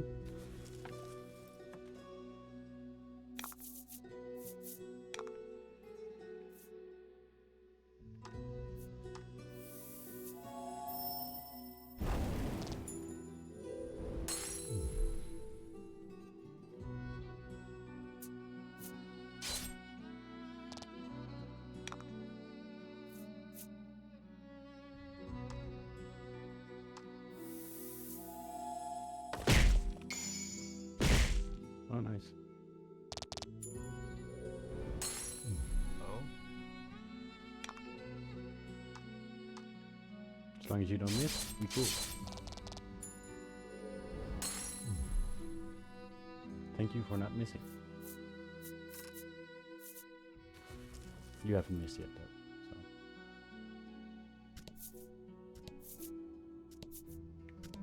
So. You press on, deeper into the cave. Light floods into the chamber, illuminating a scene so startling you nearly drop the torch altogether. What? 2 mummified bodies lie close beside one another, their hands clasped together. Beside them, a message written in blood. We leave together. Perhaps they were lovers? Whatever the case, you notice the bellwether nestled in their hands. You gently pry it free, bend a knee, and say a small prayer for the dearly departed. Oh, nice.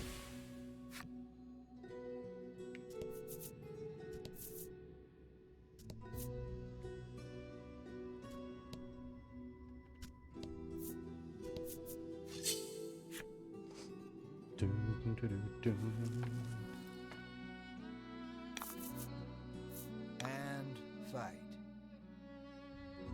the big guy again.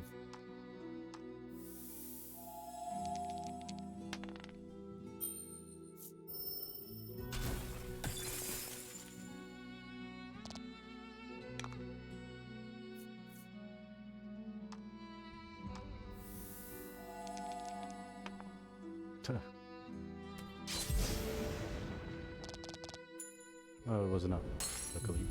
Because of double damage, probably. Still, shit rolls.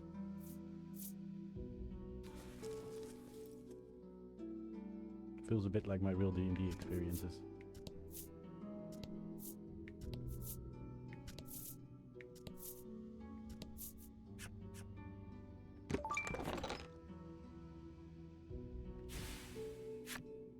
Okay, nice. Let's equip that.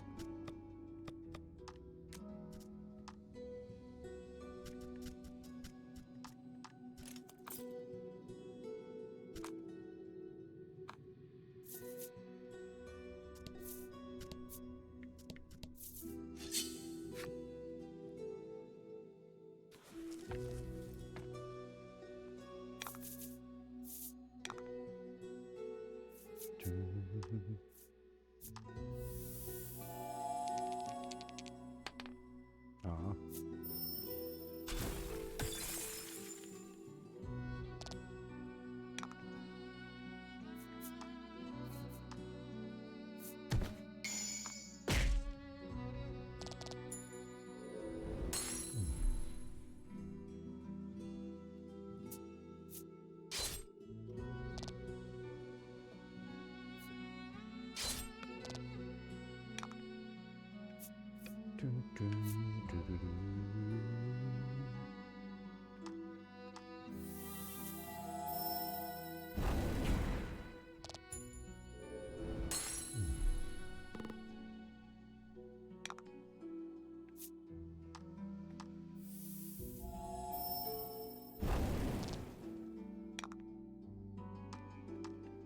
Ram him.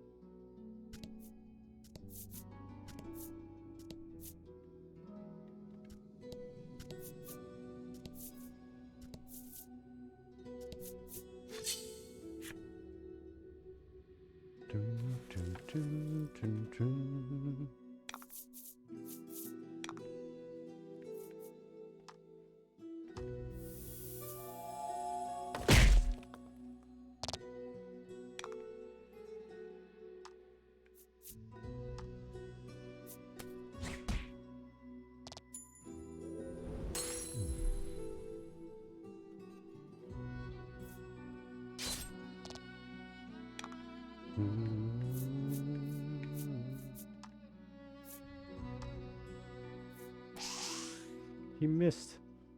Why? I dragged.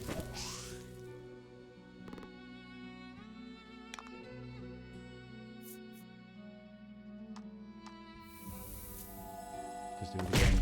Thank you. It's really loud though, I think, isn't it?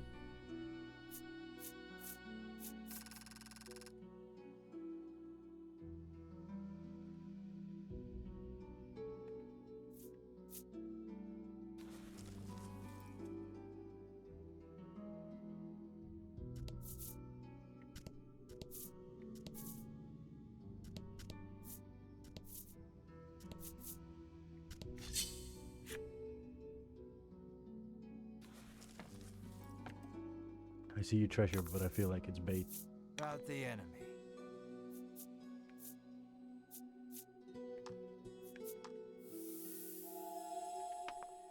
Ah. Should not have spammed it.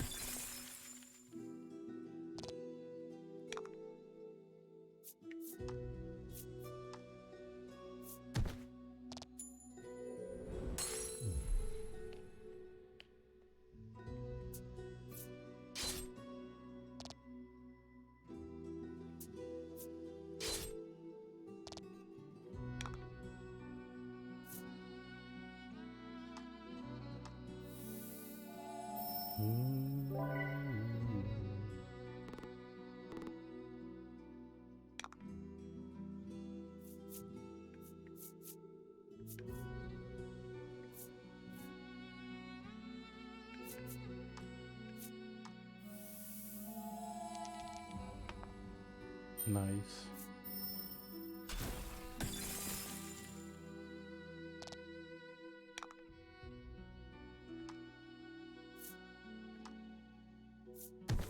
I was really mad at that.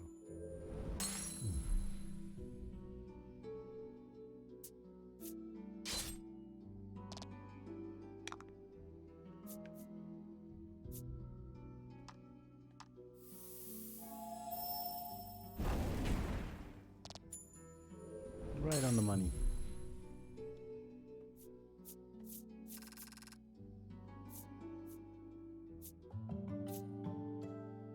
Nice.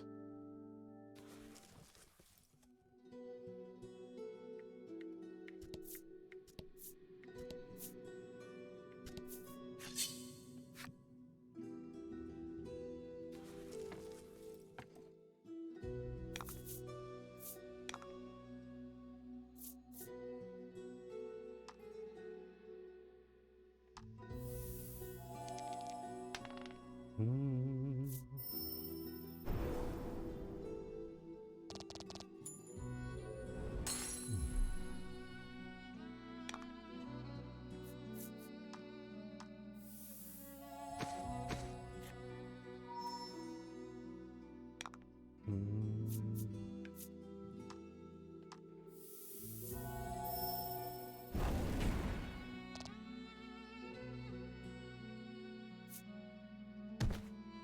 Ouch.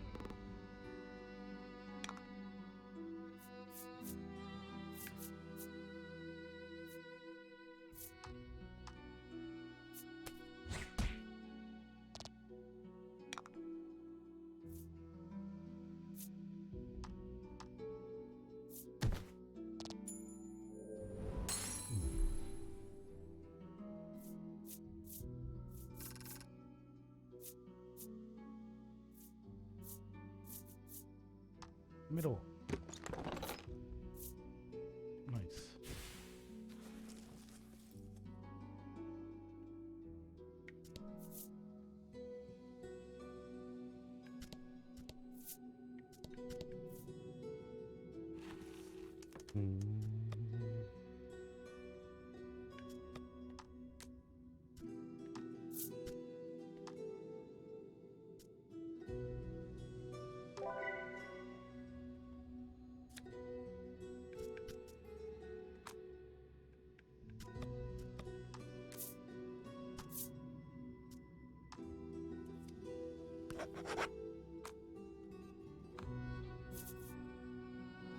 Let's go check You the make chest. to open the chest, but an ominous voice echoes Yeah. around you. Thought so. I will not relinquish my hoard. The next instant, something leaps at you out from the darkness.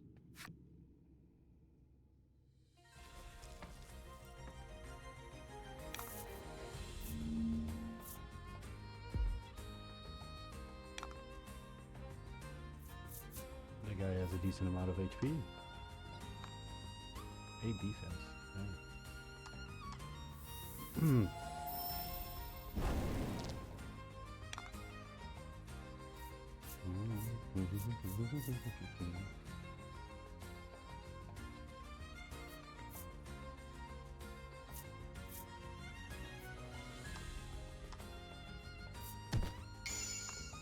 Oh, nice. That's great. Nice work.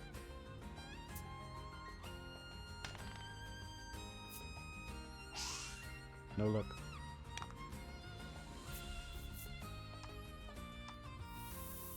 Do, do, do, do, do, do, do.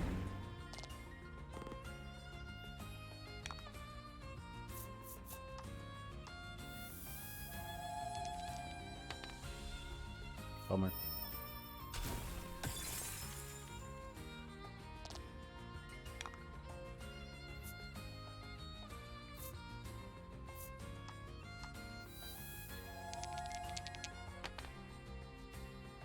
Yeah.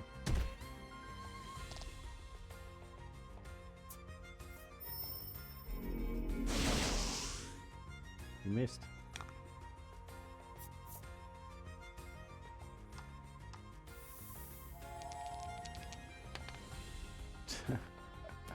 But he's also so shit.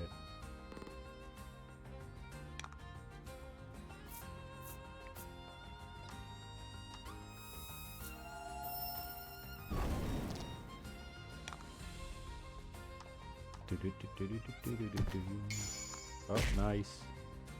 Finish him.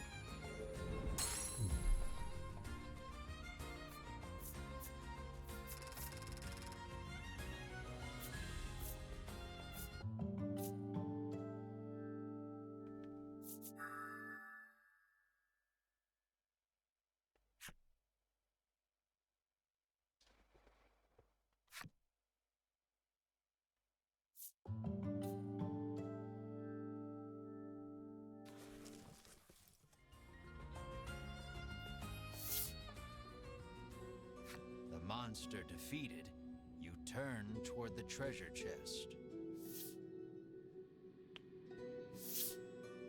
And see those Ivory Order jerks rooting through it. What? You rush over, but you're too late to stop them. Sweet of you to take care of the monsters for us, trills Winifred, favoring you with a smile. Tucking the spoils from the chest safely into a bag, the Ivory Order trio stroll away whence they came. Knowing you couldn't stop them if you tried, you can do nothing but stand slack-jawed and watch them go. The fuck? The chest is empty, save for a ragged doll. Nice of them to leave us the trash, you grumble in irritation. For some reason, Melanie picks up the ragged doll.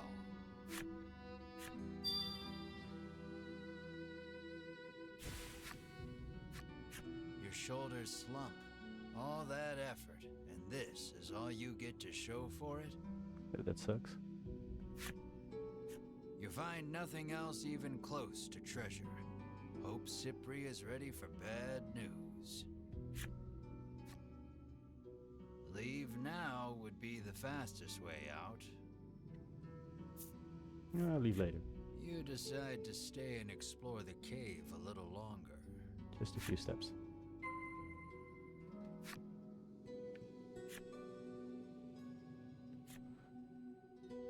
Yeah.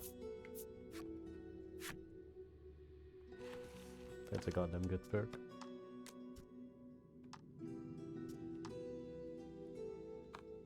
That's nice.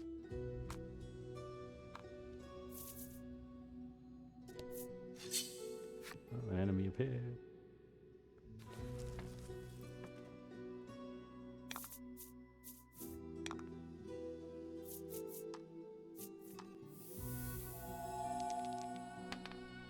Yeah.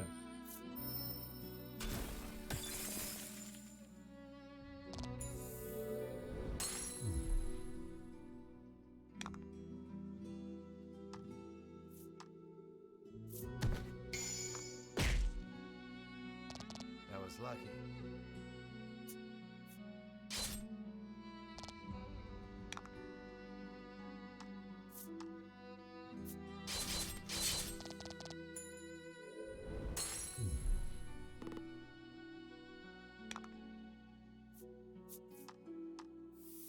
Dun, dun, dun.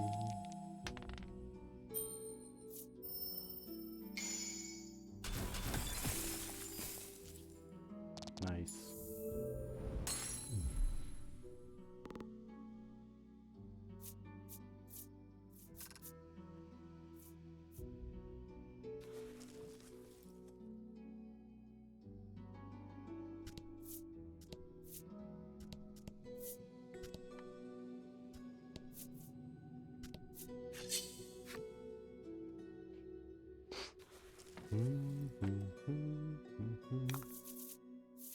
Don't hold back.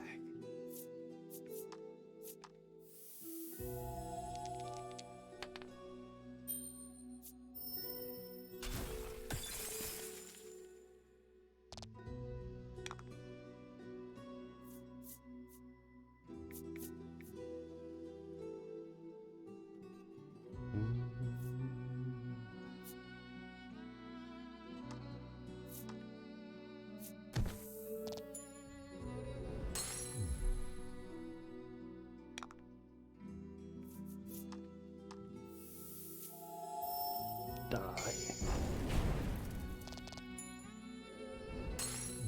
Nice work.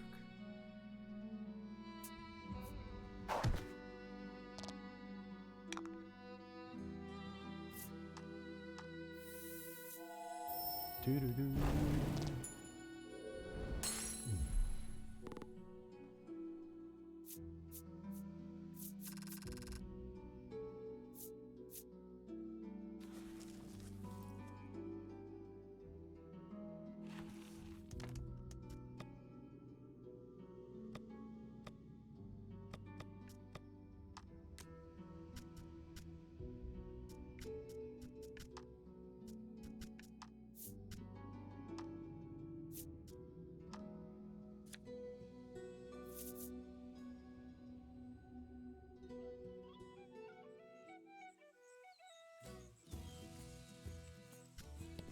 Dun, dun, dun.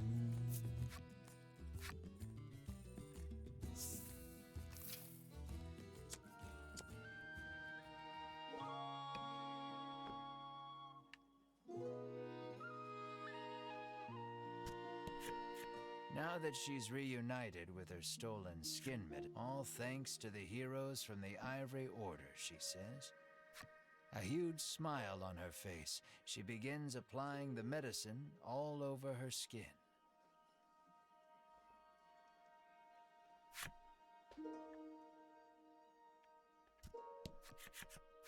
Were you able to find my treasure? Cypri asks. This is all we found, says Melanie, withdrawing the ragged doll. Cypri's eyes widen as soon as he sees the doll, and he reaches out to take it. Without breaking his gaze away from the doll, he begins to speak. Cypri tells you he gifted this doll to his young daughter a long time ago, but she fell gravely ill and died. Aw. Since then, Cypri has treasured this doll as he treasured his daughter. Then the monsters took it from him. Cypri turns to Melanie, his head bowed deeply in gratitude. So you reclaimed the treasure by complete accident. You step closer to Cypri.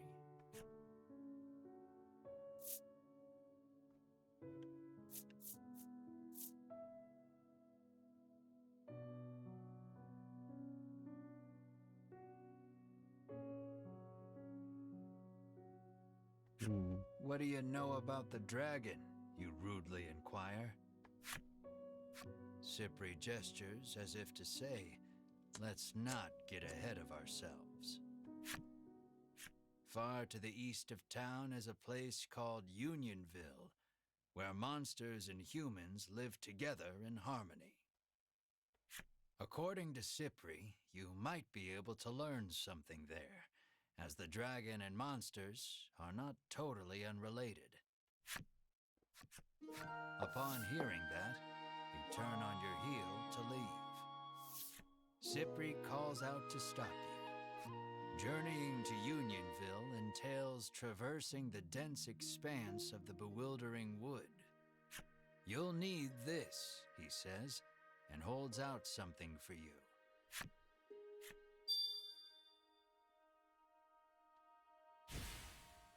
You won't make it through the bewildering wood without it, Cypri says. Your sights set on the distant Unionville, you resolve to navigate through the bewildering wood.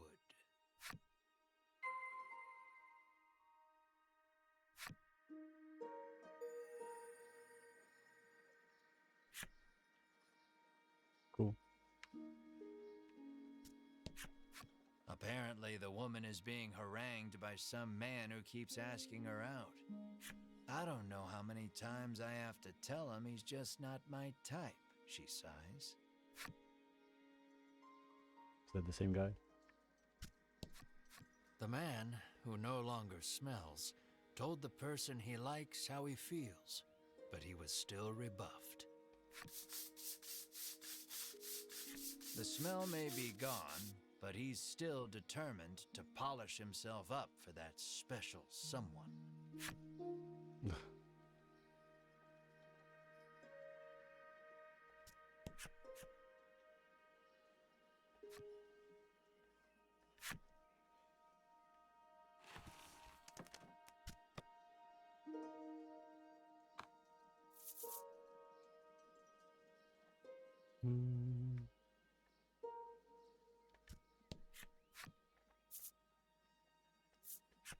Let's see.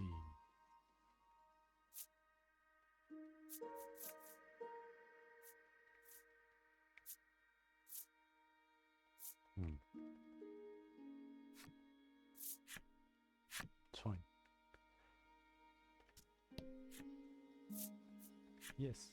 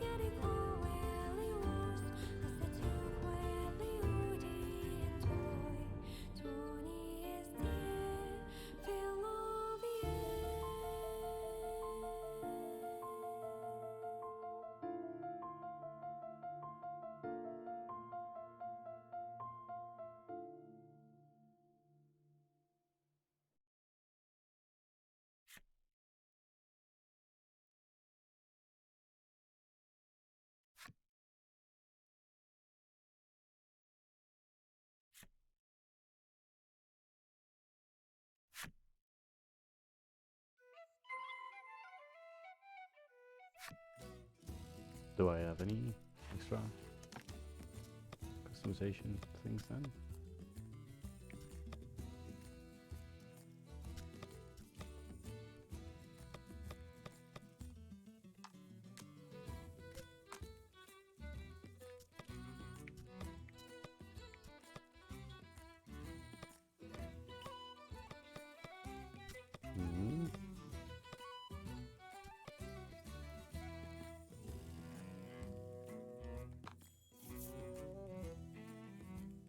Oh wait, is it? Ah.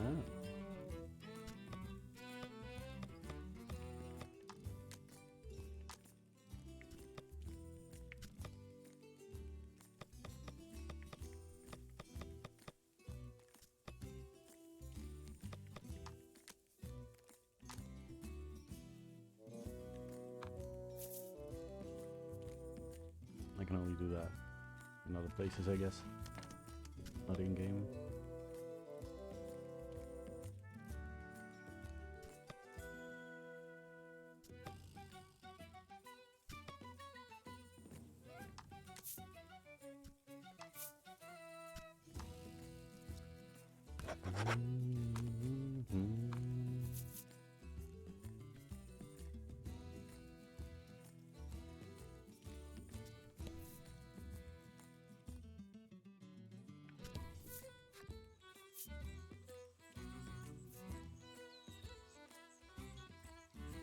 Yeah, I guess.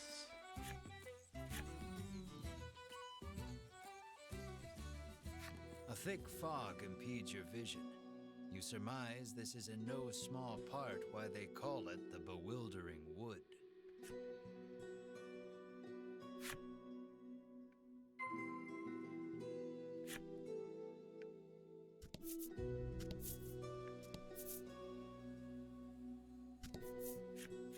Many a brave soul has set foot in this wood, only to be swallowed up and never seen nor heard from again, the traveler intones gravely. They also tell of a certain tool one needs to get through this place. Well, I suppose I already have that. It's an enemy.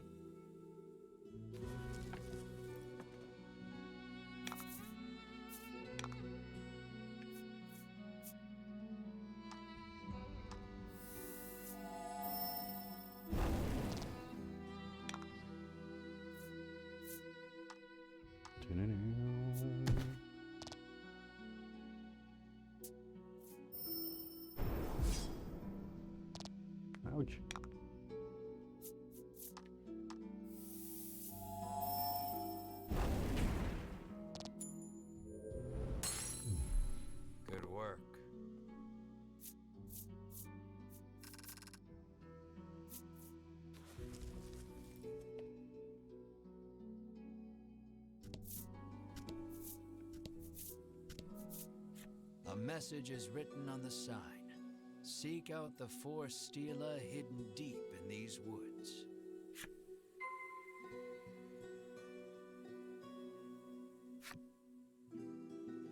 Okay. Well, that's a victory, I guess.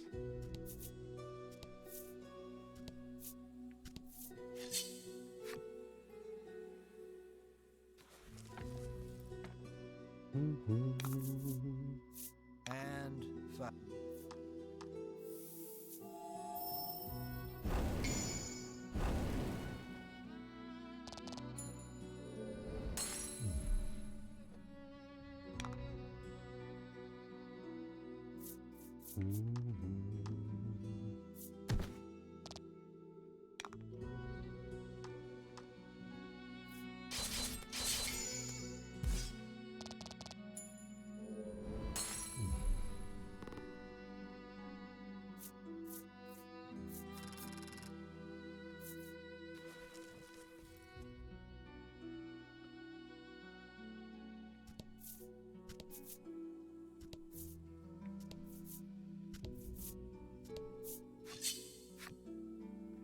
Dun, dun, dun.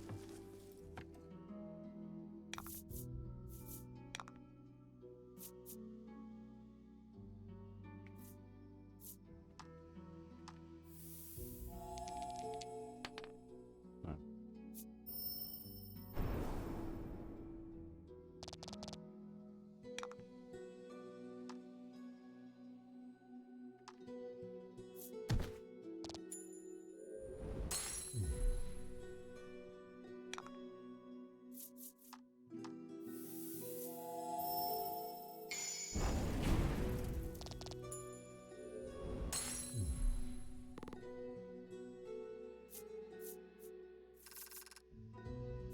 Dun, dun, dun.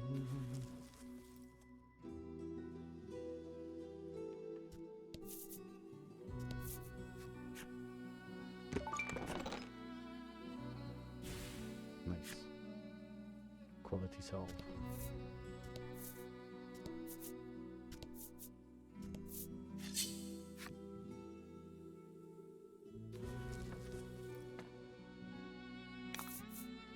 Dun, dun.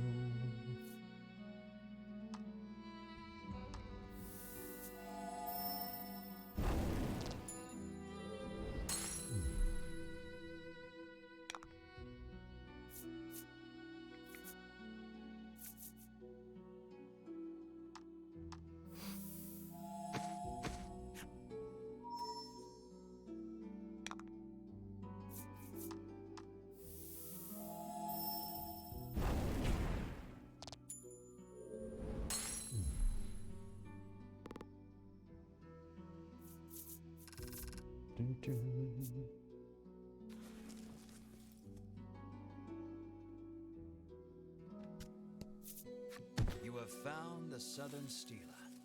You smack it and hear a sound off to the west. You'd best head that way next.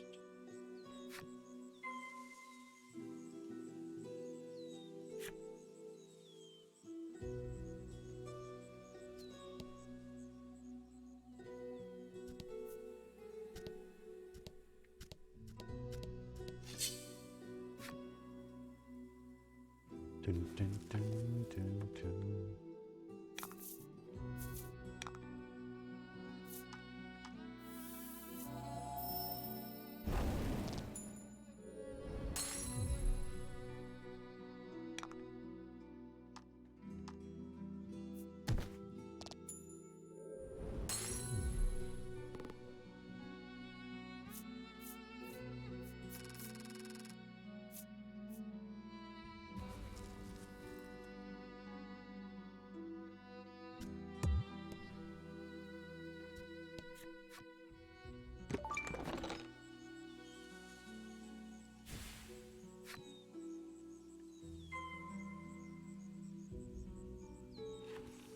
Dun, dun, dun.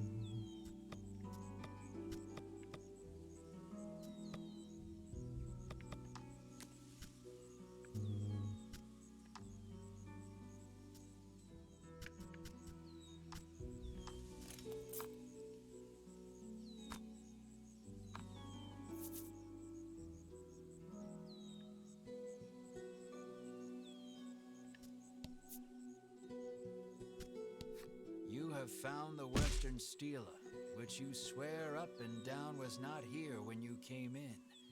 Nevertheless, That's very true. give it a smack.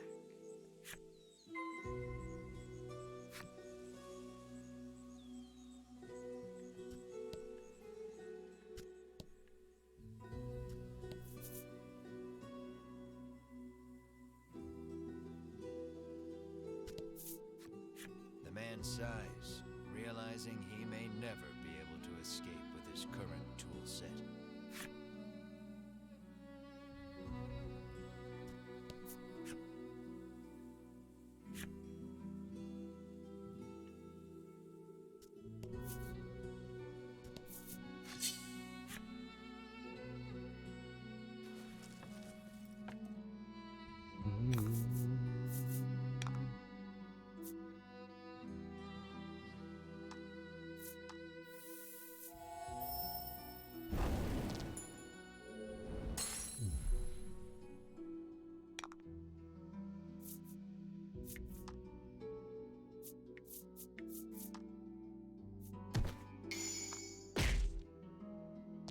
Nice work.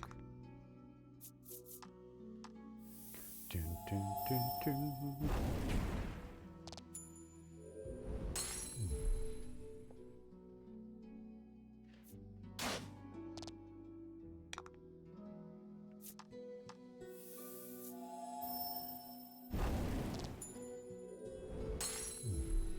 Congrats.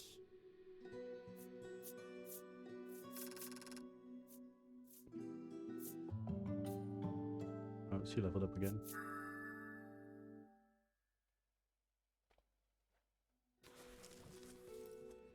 Don't think I need that yet.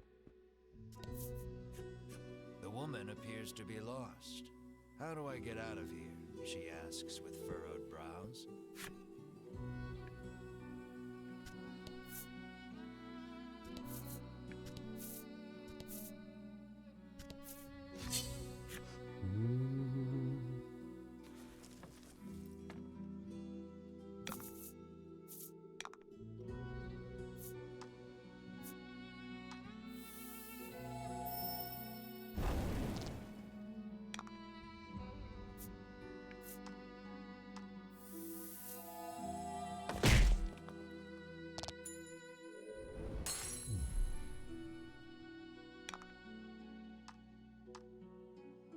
Dun, dun, dun.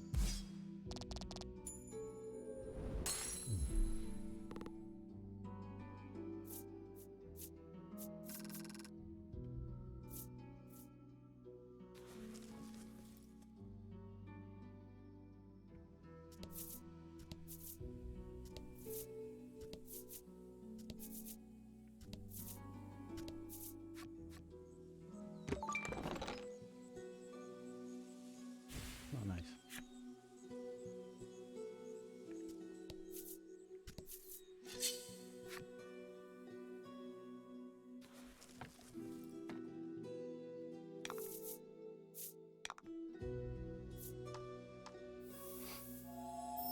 Dun, dun, dun, dun.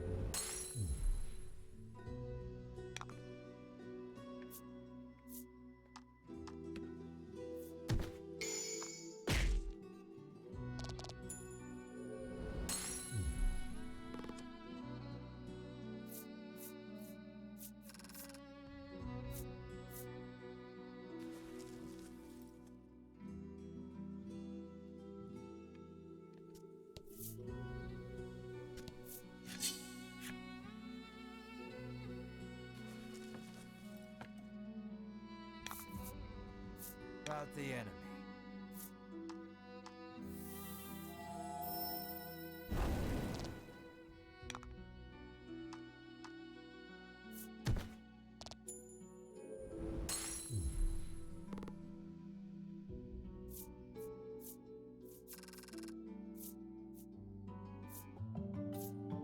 Hey. There we go.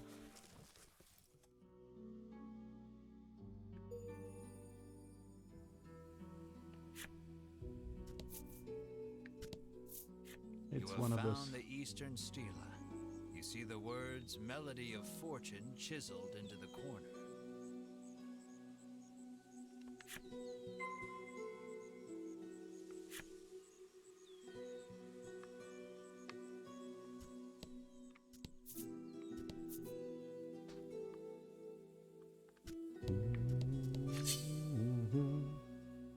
just a new person.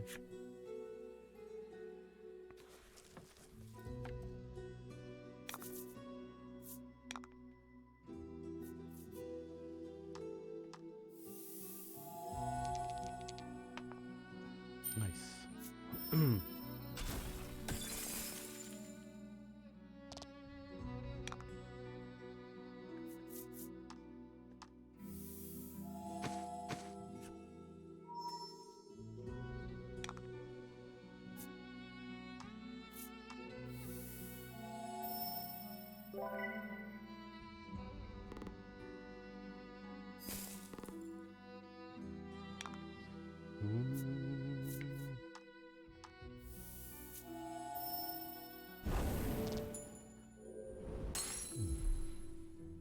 You did great.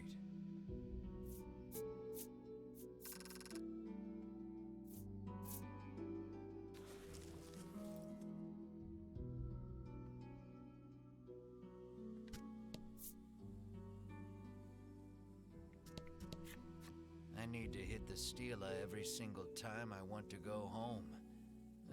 What a pain, the frowning woman sighs.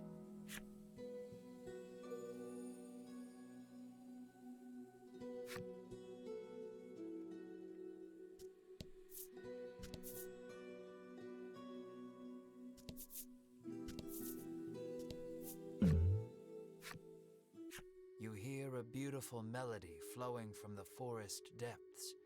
It sounds like singing, or perhaps birdsong.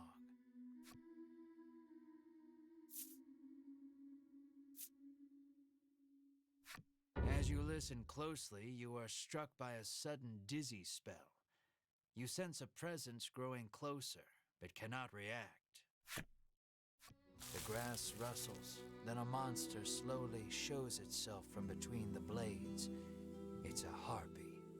Realizing you've been caught in the harpy's trap, you ready your weapons. Oh, there.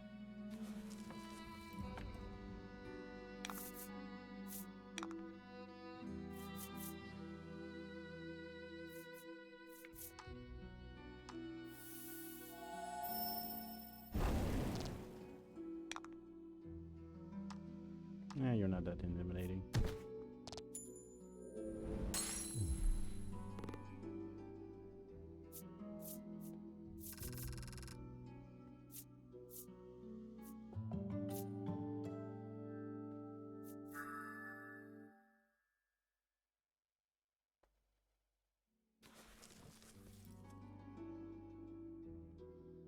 For some time after that, you find yourself trembling at the mere sound of a bird's tweet.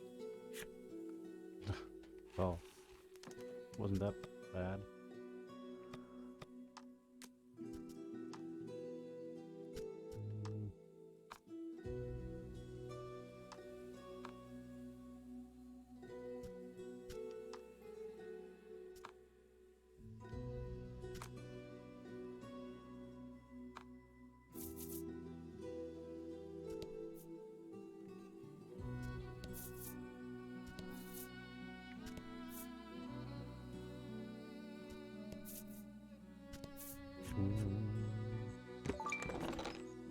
Nice.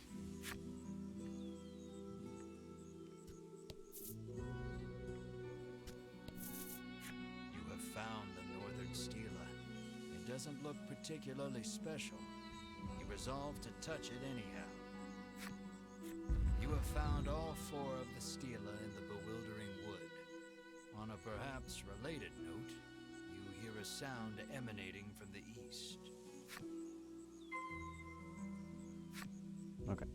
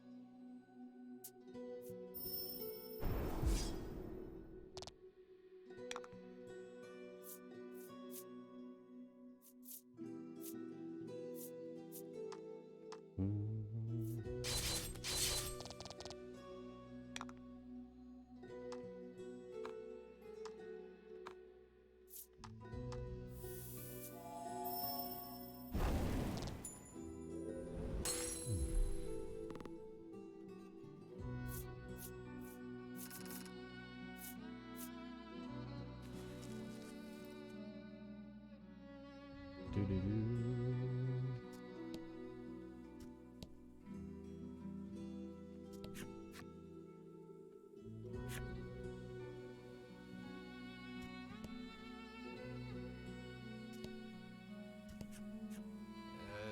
The next stela is, you hear someone murmuring. It sounds like a man, but you can't really be sure in these woods.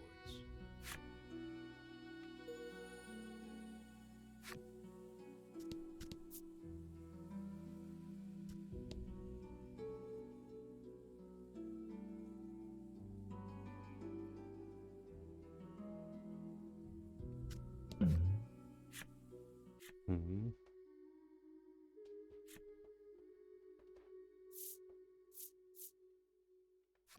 As if drawn in by the voice, you head deeper into the forest.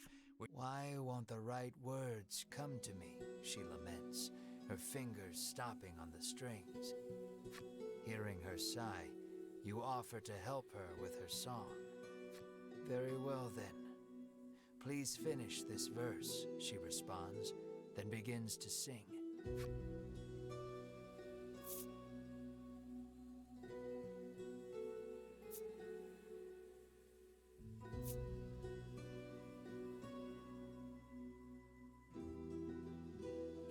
You imitate Mars' mule, but the woman just tilts her head to the side in Not the right confusion. one. You pity the poor soul for not comprehending the sheer cuteness of your dear companion.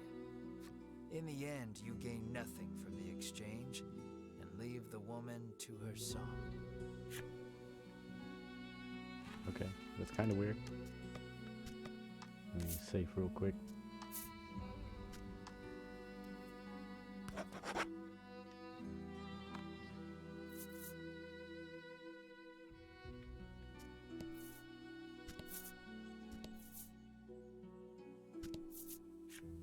You examine the stela. The message carved into the stela reads, "Play in tune with the forest." You hold the woodland flute you received from the good doctor in Thriston. Play it. Doot doot doot doodly, doot doot doot doo. You blow a handful of pleasant enough notes into the woodland flute. You soon become aware of accompanying percussion, which reveals itself to be a series of impeccably timed footfalls racing toward you. A young woman appears before you. "That was absolutely dreadful," she whinges, her jaunty gait betraying her enjoyment. She calls herself Riddis and declares herself a woodlander, resident of the bewildering wood. By sheer coincidence, the flute on which you played those notes was one designed to call the woodland people to your side. Stunned by your good fortune, you ask Riddis to lead you eastward out of the forest. What luck! She agrees far more readily than you ever anticipated. But, she continues, extending her hand, you'll have to hand over the woodland flute first.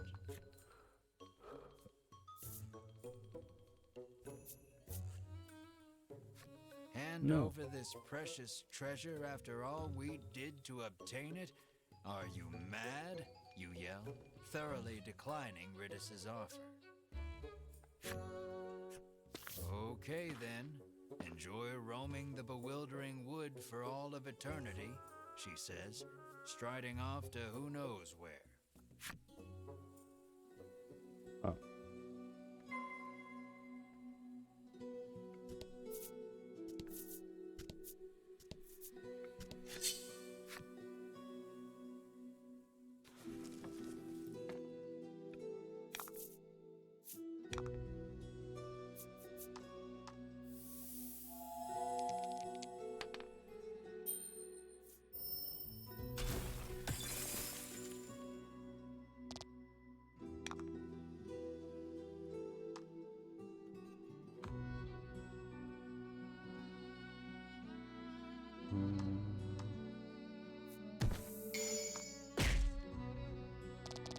Fortune favors the bold.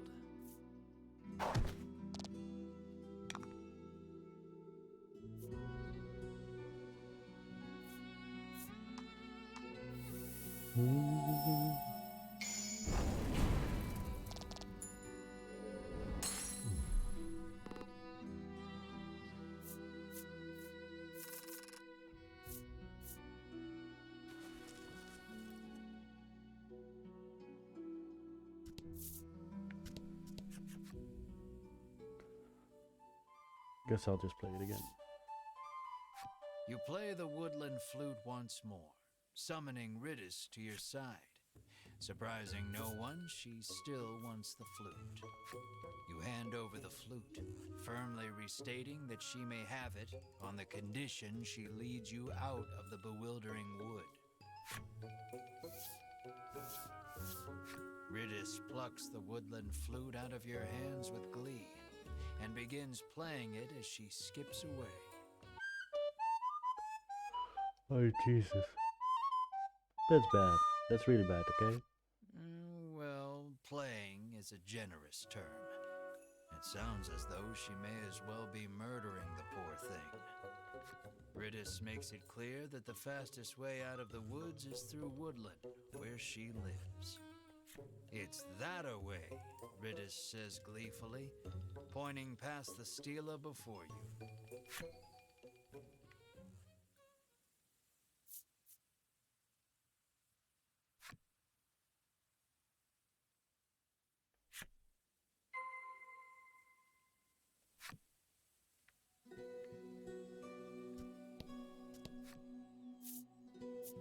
Yes.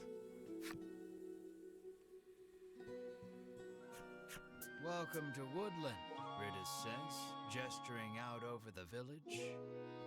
Now, if you'll excuse me, I'm quite busy for the rest of the day, so you'll have to wait till tomorrow to leave the forest, she says, and makes her way home.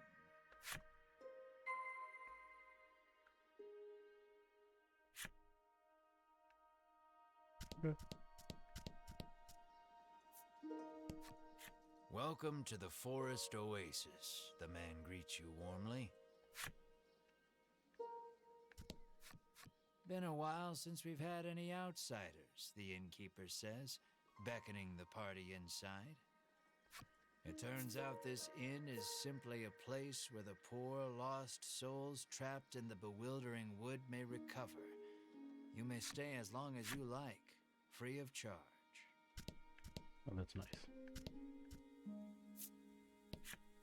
You happen upon a man greedily guzzling well water. Could it truly be that much better than ordinary water?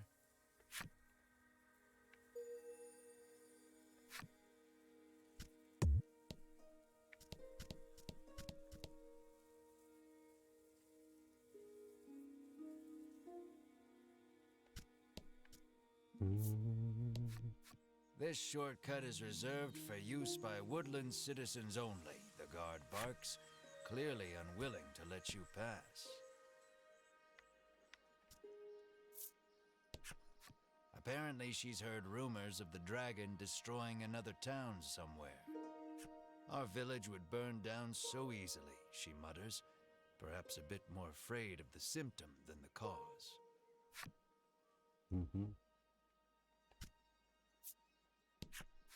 You learn that Ridis's family is mired in debt and living hand to mouth. And I know how they got in so much trouble, the rumor mongerer says deliciously. We are not in the business of meddling in the personal affairs of others, Melanie says curtly, cutting her off. Well, could be useful information.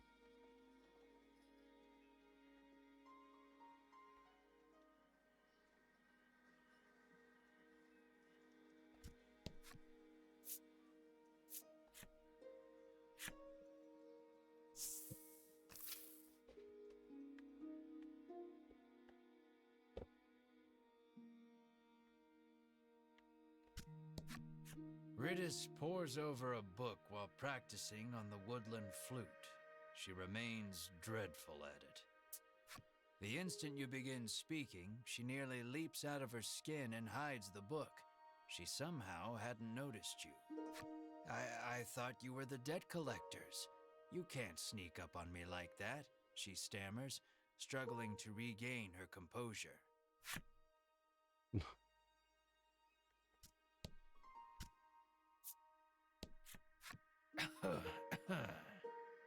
You take note of a woman who appears quite ill.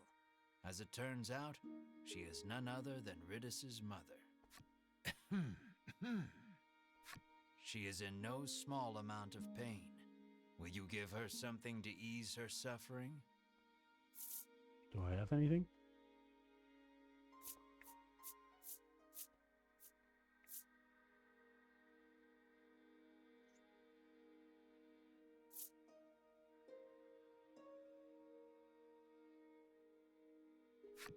This one? The item you've proffered has no effect, but I appreciate the thought all the same. Ridis's mother hands you mysterious card 3 as a token of her gratitude.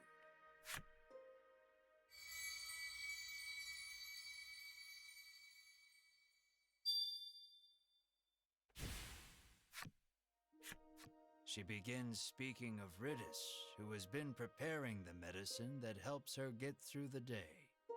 She blames her illness, and therefore herself, for making Ridis's life so difficult. The more she talks, the more her face drops.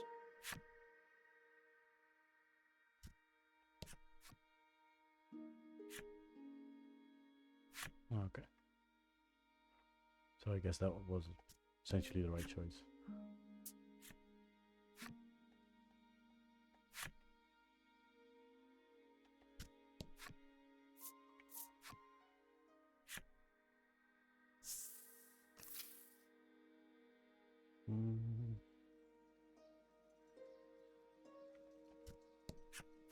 Here to stay the night? The innkeeper asks the moment you set foot in the inn. The wooden dining table practically groans under the weight of the platters upon it, all brimming with meats and vegetables from the bewildering wood. I've certainly earned this, you say to yourself, as you slide into your seat at the table, positively drooling over the feast before you. Melanie takes no note of your boorish behavior, uttering a small prayer of thanksgiving before reaching for a plate of vegetables. Mar sits, eyes fixed on the food upon the table, statuesque in his stillness. What a good boy. Mar clears the entire table in a matter of seconds, even emptying the water barrel in a single gulp. He lets out a self-satisfied burp that sends a small jet of just-drank water arcing out onto the floor. That's gross. You're still cute, The sun sinks low. but you're The gross. day Gross and cute. draws to a close. I fucking love Mar already. A scream pierces the silence. Fire! You leap out of bed, adrenaline coursing through your veins. The others follow suit, and before long you've burst through the front door and into the street. Ridis's house is ablaze, a nearby villager screams. What?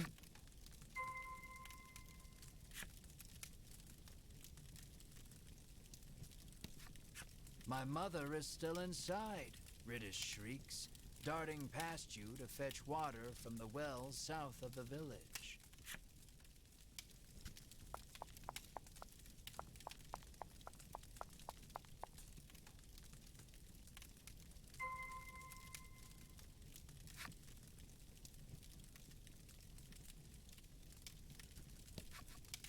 Ridis is gathering water in an attempt to fight the blaze all on her own.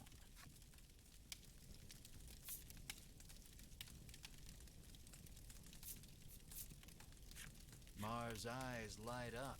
He scrambles over the edge of the well and sucks the well dry in an instant. Well, he had to. He pokes at his swollen belly and gestures toward Ridis's house, as if to say, get me back there, quick.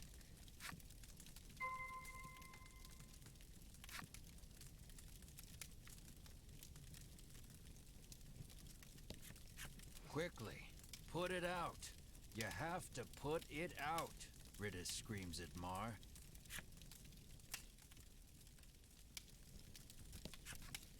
Mar douses the house with the water he sucked up from the well.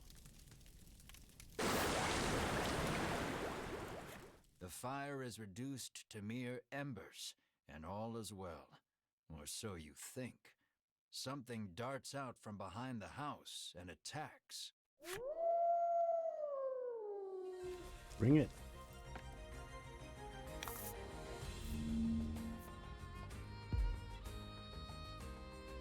The hell are you?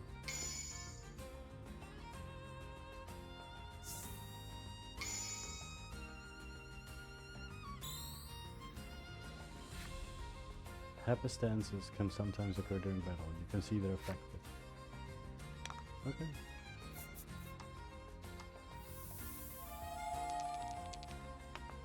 Yeah, bummer.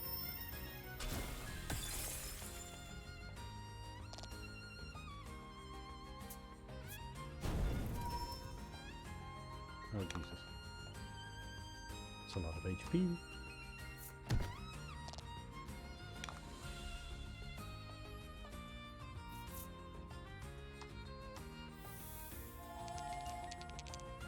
Nice.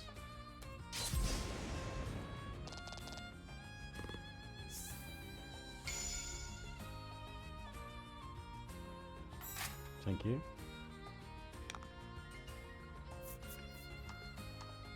Let's do this one again. Oh, nice.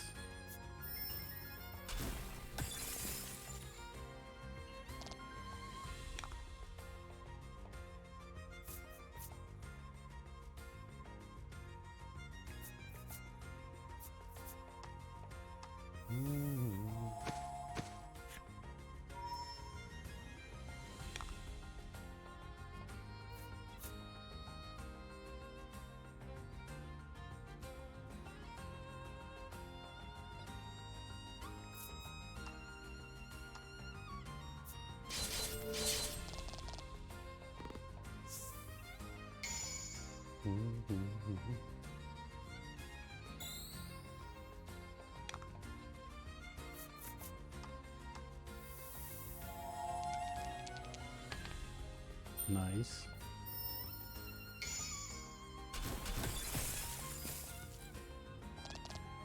Nice work.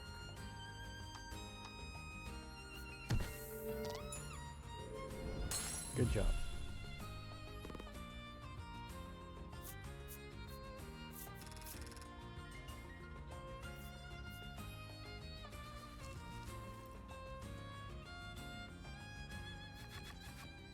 The fiery beast dispatched, you return to putting out the last of the blaze with Mar's help.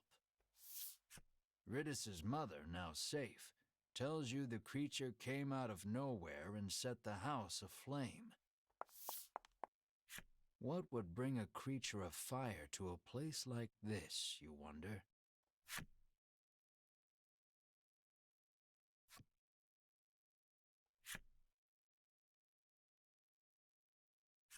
Light breaks on a new day, and the commotion of the fire feels but a nightmare.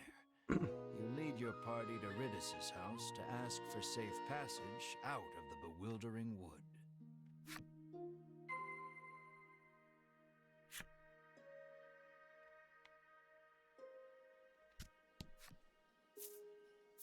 Yes, we'll enter the house. Though spared from complete collapse, Ridis's home has been thoroughly scorched.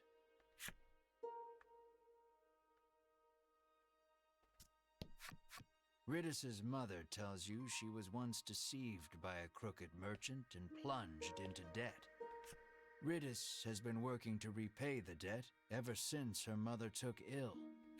You lightly press your thumb and forefinger to the corner of each eye, a mixture of sadness and anger swirling within you.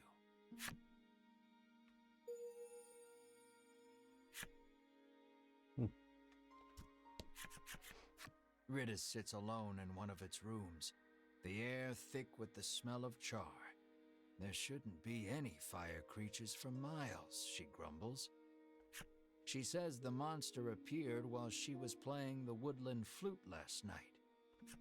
As to why any monsters, let alone fire monsters, appeared, well, despite the circumstances, you ask Riddis to lead you out of the bewildering wood as promised. I did promise that, didn't I?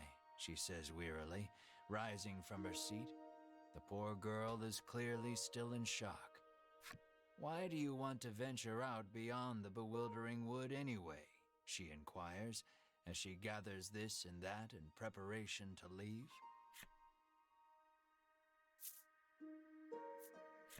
We are in search of the dragon, you say valiantly, adding, the reward will be significant should we defeat him. Honesty is the best policy. Sounds like a real risky way to make a living, she replies flatly, feigning interest. A group of Ivory Order people came through here just the other day, she explains. You connect the dots with malice. Those three, you seethe. At last, Riddis is ready to depart for the edge of the bewildering wood.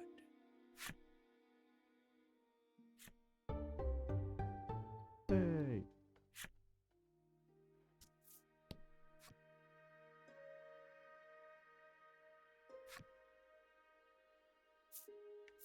Sure.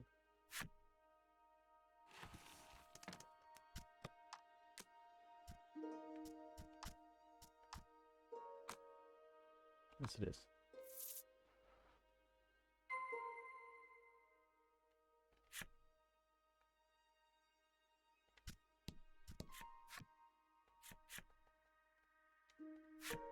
Nothing new.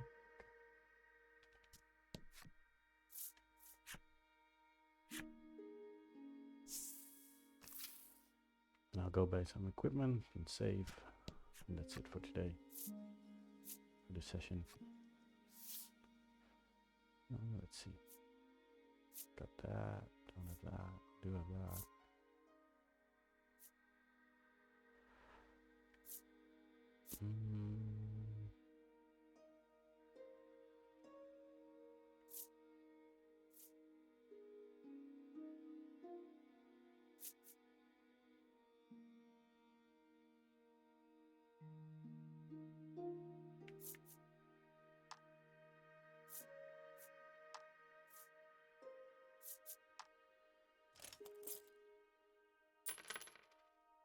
Let's get rid of that. And then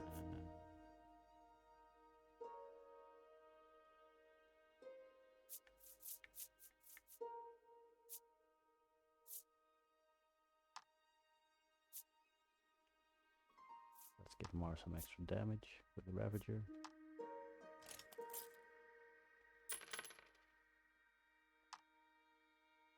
And let's get some more of this.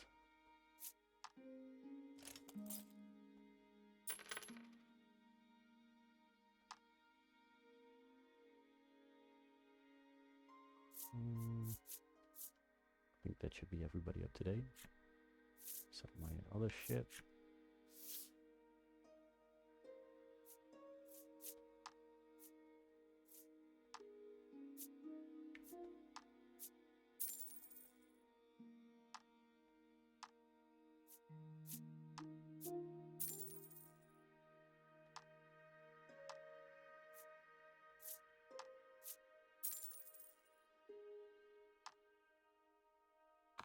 Now we'll keep that one.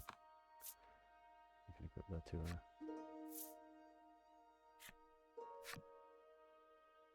That will be all.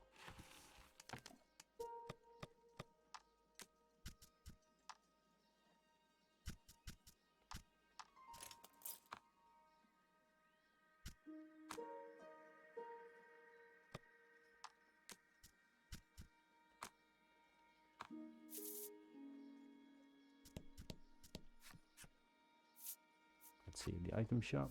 What do you have to offer?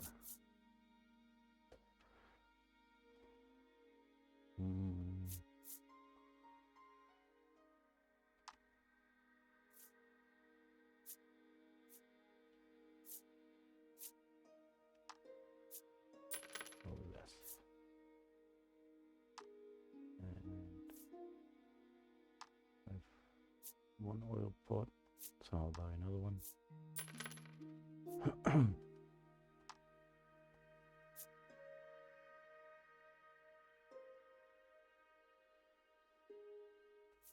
That's fine. Yes, that's all.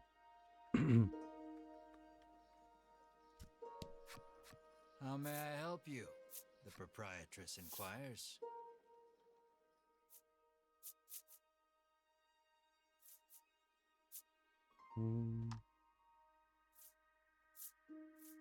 I have 3. Those are 800. Yeah, 3 of those.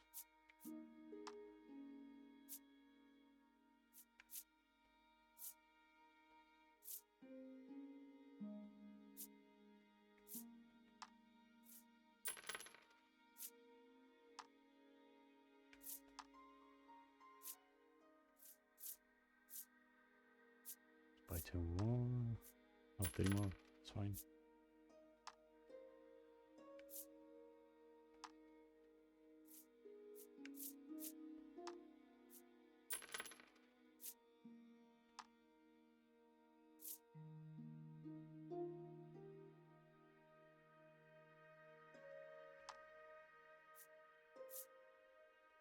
No, I don't have enough room for shit. Will that be all? The proprietress asks. I have something to sell. That's not worth shit for me.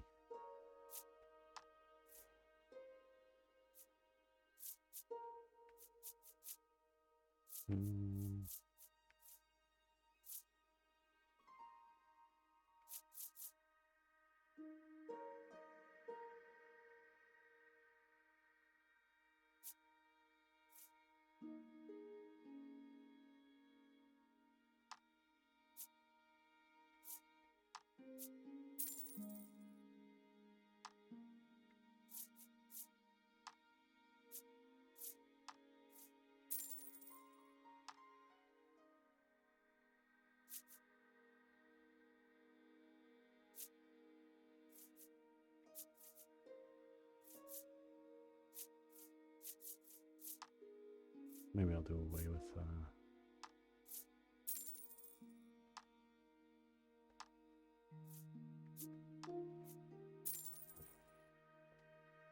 paid more money for it than I'm getting back, but you know, didn't realize I was already at my item load.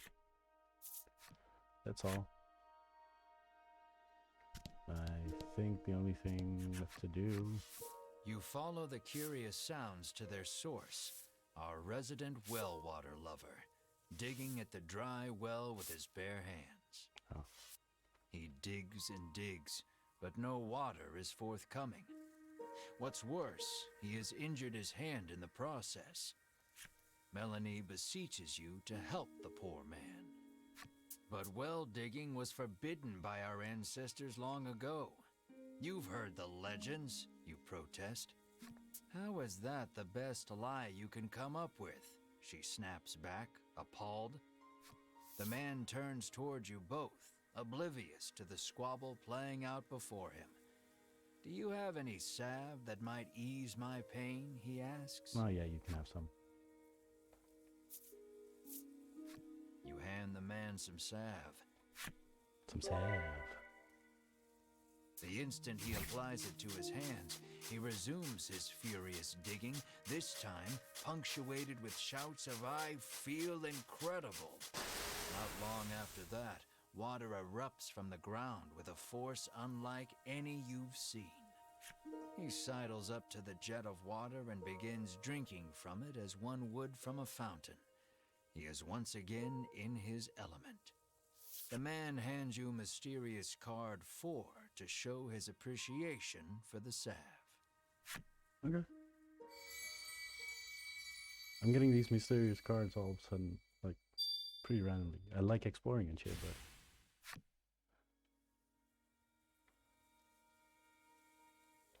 Well, anyway, that's it for me for today. Go save. I think I'll be back tomorrow with this, actually. I'll continue Tales of Vesperia some other time later this week. But I'm pretty invested in this now. So, anyway, if you've been watching, thank you. I try and stream like at least 3 to 4 times a week, so let's see what happens. Anyway, have a nice day.